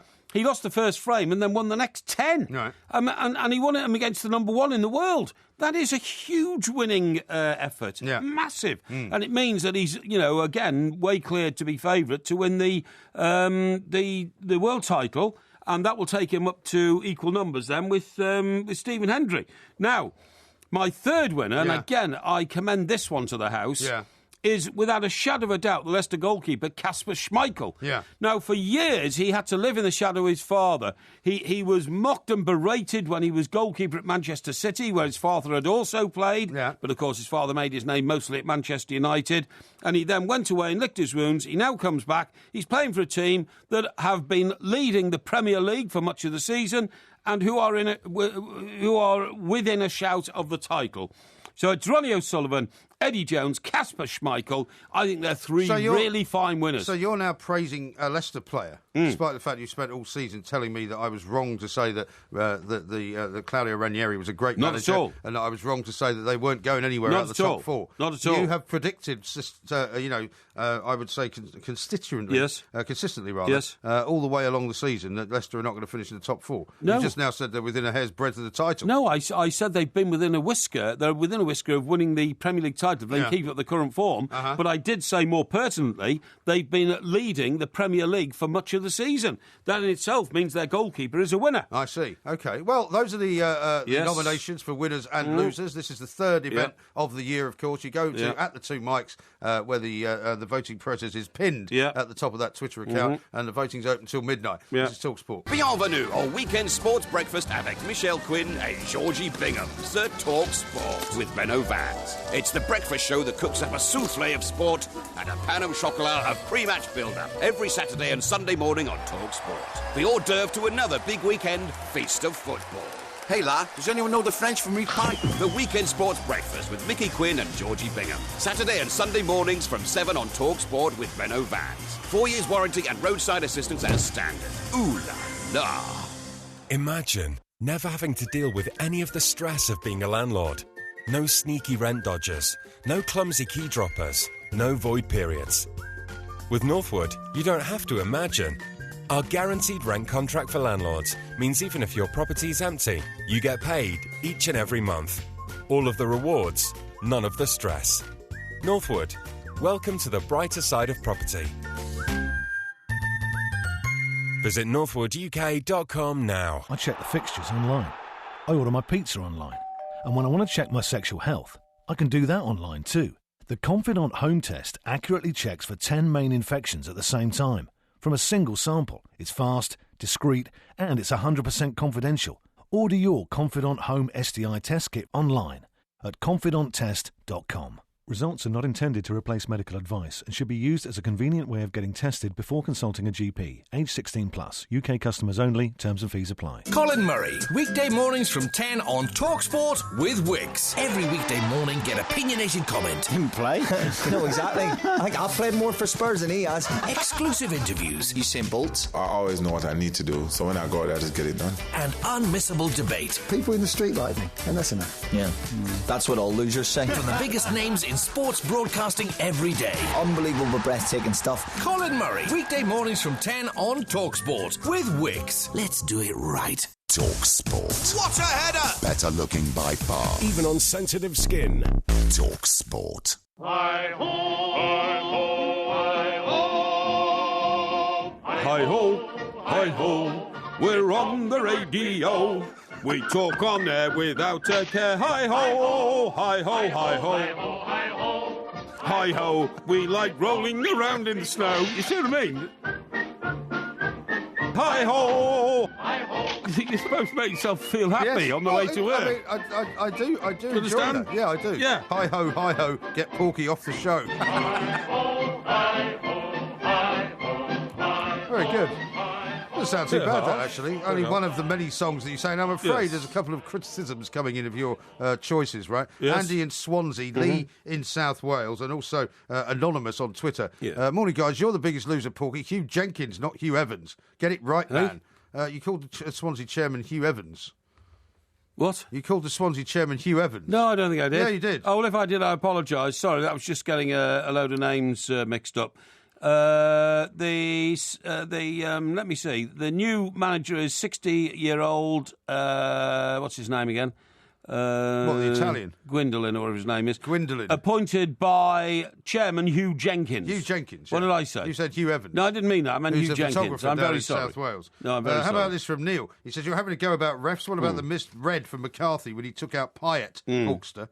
Yeah, well, no, I don't think that was a relevant moment at all. Steve says he agrees with me. Martinez is badly underperforming with the squad at his disposal. 6 wins in 22. Garbage. Don't be ridiculous. And Roy says, winners and losers, a referee, a chairman whose team wins, and a barely known tennis player. Knockouts, Porky. No, not knockouts at all. Now then, let me read you some of here. Yeah. It says here, Steve says, is old Porky gerrymandering the vote again? He's winning already, and winners and losers hasn't finished yet. Now that's because you called for the vote. Well, no, I put the tweet out at the start of the session, and a load of people voted before they'd even heard anything. You called for the vote, man, and then people started voting for me. You see? No, they started voting. Yeah, well, exactly. They start voting for you because it's in some ways you can tell what the voting process is like. Yeah. Because an awful lot of people voted for you before even anybody's had started. Paul says, Porky wins again, in my opinion. The man is on fire just lately. Well, there you go, you see. Yeah. But then Tom says, it should be a win for MG this week unless Porky's minions start gerrymandering again. Well, nobody gerrymanders on my behalf. I'm not the gerrymanderer, old MG is. No, well, you should all know that. I don't do anything. All I do is I set up the vote on the Two Mikes Twitter account. Yes. Right? And then I let people vote. But unfortunately, lots of people vote without listening to it. William says, and I think this just about encapsulates and sums up what it's all about, this competition. Porky, you've shown your class again. Very clear winner. Vote Porky, vote often. Right. That's the sort of language I like. That's the sort of language I can recognise. Well, at the moment, it's 124 votes have been cast, 52-48 to me. No, rubbish. It is. No, there is. I looked a couple of minutes ago, and I was leading 58-42. Well, at the beginning of the competition, the swing is quite wide because basically a few votes can change it. It's only later on in the day that it gets a bit different. No, that's rubbish. Don't worry. It'll turn itself round anyway. There's a lot of time to go. Rhino the Milkman says this. Unfortunately, you're both wrong. The biggest loser of the weekend was Stoke City fans for abusing Aaron Ramsey and chanting he walks with a limp, mocking the fact that he had his leg broken by Ryan Shawcross. Yeah, but I mean, that's, look, nobody as much as I detest that kind of thing, it goes on all the time. Well, I was about to say, nobody wants to, position a young man and start taking the mickey out of him because he had what could have been a career-threatening injury. But that comes with the territory when you're a professional footballer and you go away from home. Ignorant people are bound to have a go at you, and you shouldn't make too much of it, because if you do, it shows those fans, the fans of the opposition, that you feel you've been hurt. Yeah. And you shouldn't do that. How It's about a weakness. this from Becky? I voted MG, far better than Porky. Why blame the ref in the Chelsea game? The linesman was at fault. Well, that's probably true, isn't it? Yes, but who makes the decision at the end of the day? It's the referee. But the referee can't give a goal offside if he hasn't actually got the knowledge to prove that it's offside. The referee should have consulted his linesman, because just visually, although what you say is half correct and the linesman should have picked it up, visually the referee must have known there's a question mark over this. I'm not sure that boy was onside. Yeah, but a question mark isn't enough to disallow a goal, is it? No, but a question mark's enough for him to go over and talk to his linesman and say, did you see that? Right. Yeah. But he didn't do that. No. Nicholas says, Martinez gets away with the media intrusion Brendan Rodgers and Van Gaal get. Martinez and Everton should be higher than 11th. Well, I agree with that. I'm not disagreeing with that at all. Yeah. Now then, I think you'll find that this will balance itself out over the next few hours. Well, we shall see. Yes. We shall see. Yes. As ever, I'm perfectly happy to accept the decision of the listeners. Mm-hmm. Yeah, I'm me. Don't worry about that. So if I win it, you won't accuse me of gerrymandering then? No. Well, that'll be a first. No. Remember, vote Porky, vote often. That's the theme of this competition, OK? Yes, indeed. Yeah. Somebody says to LaDonna Harvey, have you no shame? More LaDonna, please. What? No shame about what? I don't know. But I don't think she needs to have any shame about anything. OK. Now then, have we had this one from Dean? Would normally vote Porky, but after Tyson Fury comment, it's MG all the way. Fury's a complete no-no. No, yes. Yeah. An embarrassment. You can't read out, can you? Yeah. Andy Murray's, by the way, 4-2 up in the third set. But you don't think he should be playing in this third set, do you? Well, no, I thought it was best of 3 sets. Yeah. Well, you see, what a complete plank. You announced to the audience that Andy Murray had won his first round match. Yes. When he was 2 sets to 0 up. I'm just giving him a bit of an early... I'm just going to give him an early shout on it, really, because do you think he's not going to win it? Of course he's going to win it, but are you so ignorant of this game that you didn't know you've got to get to 3 sets to win? Yeah, well, I thought there are some tournaments where you only have to get best of 3, right? Not Grand Slams, man. Not Grand Slams. For women, it's the case. That's usually these are not women; they're men. Have you not noticed? They are men. These are Can you not tell a man from a woman? I can actually. In places like Indian Wells and all that. Of course, I can. When was the last time you had to? Well, I mean, I'm not going to answer mucky little questions like that just to satisfy your, it's not a mucky question. Salacious it's mind. It's a very relevant question, actually. You just can't remember why I'm asking you. The Indian Wells competition, places like that in America, they Where's sometimes... that get played, then? Hey? Where does that get played? In Indian Wells. Yeah, where's that? Indian Wells? Yeah. What do you think it is? It's in Indianapolis. Indian Wells is in Indianapolis? Of course it is. Are you sure? Of course I'm sure. Okay. You sort of an idiot think I am. And they're smaller tournaments, but if it's a Grand Slam, that's what I mean. Slams. So for me, having watched an awful lot of the smaller tournaments, you get it into your mind that basically it's a best of 3. That just about sums you up. Small time, that's what I would say. How many times has Andy Murray been runner-up in this competition? Twice, I think. 4 times. Is it 4 times? 4 times. Well, listen, I don't pretend to be an expert in tennis. About time he cracked it. I know you're an expert in tennis, but unfortunately your geography's out because Indian Wells is in California. Yes, I knew that. You said it was in Indianapolis. Well, there's an Indian Welsh in Indianapolis. So who are the top 5 seeds in the Aussie Open then? Top 5 seeds? Yeah. Well, who do you think? Well, I don't know. You're the expert. I didn't say I was an expert. I just you're seeking to mock me for not knowing enough about tennis. So well, I mean, I will bow to your superior knowledge. Djokovic, number 1? I would say so. Yeah. I would say that Federer is amongst the top 5 seeds. Murray is amongst the top 5 seeds. What are the top 5 seeds? Well, I'm asking you. I'm just telling you. No, I just want you to tell me. And then the boy who keeps winning the French Open because he's so good on clay. Yeah. Who's that? You know who that is. Who? Well, I'm not going to tell you. I'm not going to give you every answer, am I? Well, I just want you to give me the top 5 seeds from the Aussie Open. You can't do it, can you? Of course I can. You can't even name the top 5 Of course I can. Don't be ridiculous. I've just named them. Now then, I want you to know about this. Yeah. Our seahorses are under threat. What? Britain's beautiful but endangered shoals of seahorses are in deep trouble. The underwater grass meadows on which they live are simply vanishing. Is that right? Simply vanishing. So what? Well, it means we'll lose all our seahorses. That doesn't mean they'll go somewhere else. How many seahorses have we got? Don't you think seahorses are beautiful little creatures? They are. In fact, I used to have a preserved seahorse. It was one of my prized possessions when I was a child. What, like a stuffed one? Not stuffed, no. It was preserved because we found it in formaldehyde. We just preserved it in alcohol. Funnily enough. Oh yeah. And it was found when we were on one of our holidays in the Mediterranean, I think. And it was on the beach. And I think it was, so that's not a British seahorse, no, then? Not unless it was going on its own holidays. I think we were off the coast of Italy somewhere, and we found a starfish and we found a seahorse. Yeah. And my dad said that if we preserved them in whiskey, basically, that they would last forever, and they did. And we had them, and they used to sit on my shelf. Really? When I was a kid. I think I'd be a bit spooky to have a dead seahorse on my shelf. Why? What, if he's going to wake up and strangle you or something? The fragile plants on which these creatures live is 5-inch long grass. Right. And it's been wiped out by two things. Right. Pollution around our coast. But more particularly, human disturbance, speedboats. Speedboats? Yeah, speedboats and trawling. So are they shallow water creatures then or something? Yeah, shallow water creatures. We have 11 sites around the country where nitrogen levels were too high for the seahorses to live in comfort, OK?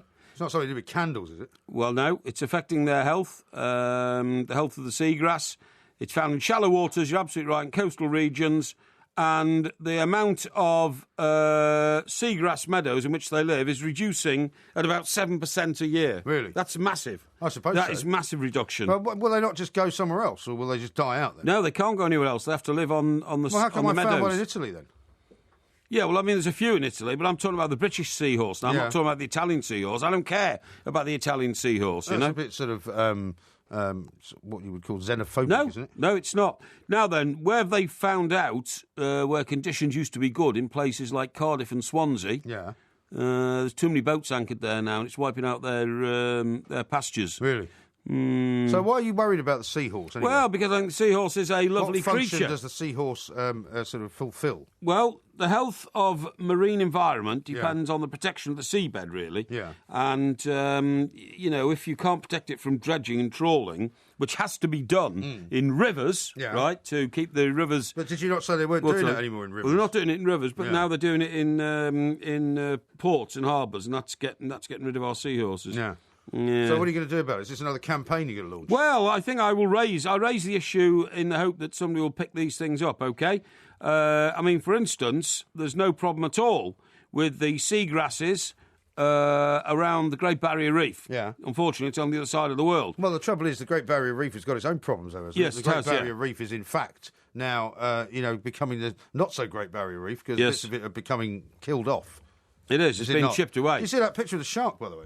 Yeah, it was a massive shark. Supposed to be a prehistoric shark because do you know how they could how tell? Can it be a prehistoric shark? Well, its mouth was not where a shark's mouth normally is at the front of the beast. It was halfway down the beast. Oh, was it? Oh, yeah. It was a really strange looking shark. I mean, if you look at a great white, I mean, their mouth is quite far back, isn't it? Yeah, but this was much further back. This was further back. But they also described it as big as the one in Jaws, right? And I don't know whether this is a journalistic licence, but it wasn't anywhere near as big as the one in Jaws. They said it was 7 metres long. Yeah, but all in Jaws was a fake. Yeah. You know, exactly. It was a model. It was made of rubber, but it was also longer than 7 metres. It was made of aluminium and rubber. Was it? Yes, it was. Yeah. Yes. We might have to get Sandra D on the show later in the week. Yeah, I totally agree. To tell us what it's all about. You don't seem too concerned about the seahorse being wiped out. I'm not really, no. No, because I think there are plenty of seahorses around. And I think but there soon won't be if we don't look after them. That's my point. Yeah, but I mean, there's an awful lot of things I'm sure that are being damaged by all those things you mentioned: speedboats and pollution, and trawling and overfishing of the seas. I don't know why you're suddenly focusing on seahorses. Well, because it's been drawn to my attention. Right. People know that I'm a nature lover. Well, people know that I fight for animals in distress. And this animal, the seahorse, is in distress. Yeah. And I feel we should do something about it. And the reason I raise it is because I'm hoping amongst our millions of listeners there will be a conservationist out there will be an animal lover who will decide to get going and try and save the seahorse. Really? Yeah, that's my next campaign. Save the seahorse! Well, you can't have any more campaigns. How's Tommy the Chimp getting on? Tommy the Chimp's in good... in He's he's still in captivity, isn't he? He's still in captivity, but the campaign to free Tommy the Chimp is in good vigour. Yeah, okay. It's in good vigour. JP sends this ludicrous and quite uncalled for tweet in to us at the Two Mics. Yeah. He says, Mike Graham lost his seahorse when he drank the alcohol preserving it. Well, yeah, that would surprise me. It wasn't actually in alcohol. Probably when you got to about 14. No, because it was only in alcohol for the period of the summer holidays, right? Enough to sort of to ossify, really. And then when he took it out of the alcohol, it was completely, preserved and hard as anything. So, and what did you put it in then? So then it was in a little kind of glass case. Oh. So it was beautiful. Wow. Because it was all very, very well preserved. And when you look at a seahorse very close up, you can see the intricacies of which it was created. Indeed. Yeah. Okay, sounds good. So, coming up tomorrow, it's going to be Ask Porky. Yes. So we'll put out some tweets and some Facebook action on that. If you haven't joined our Facebook page, by the way, just go to Facebook and look up The Two Mics, and you should find us there. We post quite a few pictures of various times in our lives and various live shows and stuff like that as well. And then we still have to work out what we are going to do the Porky quiz on a little bit later on in the week. But, we'll sort that out tomorrow, if you've got a few ideas, you can always tweet those at the Two Mics, at Mike Parry 8, at IROMG. Now, we've got a lot of FA Cup replays coming up tonight. Do you think Aston Villa might go out to Wickham? What do you think? I think that's unlikely now. I think it's unlikely, but there's a chance. There's always a chance when you get a team playing as badly as Aston Villa. I think. You might get this up for the cup team from Wickham. Maybe. One last tweet here. I like this one. This is from Peter. Parry's intellect shines out like a shaft of light when all around is dark. Chester's finest and hashtag London office. Should say Porky, that really. That's good. Yeah. Well, I'm very glad he's impressed with you. Not everybody is. This is Talk Sport. We are the Two Mics. Look at the light! Don't forget to come back tomorrow for another sparkling, as fizzy as a bottle of champagne podcast from the Two Mics. Anything else? Anything else? The nudes. Carry the nudes. Yeah, that's what it said. That was the lyrics. It was. What are you laughing at? I don't know what you're laughing. Stop, I can't. Why? I can't handle it. Why? Well, it's news, isn't it? Carry the nudes. No, it's nudes. You look at it. I've seen the word. Carry the nudes. No, the other. What's nudes? The other one. What nudes? Hey? What nudes? Well, I don't know. I didn't write it, did I? Like photographs of you nudes? idiot. Are you telling me that the lyrics to songs always make sense? Of course they don't make sense, you fool. Well, they may not make sense, but it's carry the news. It's not carry the nudes.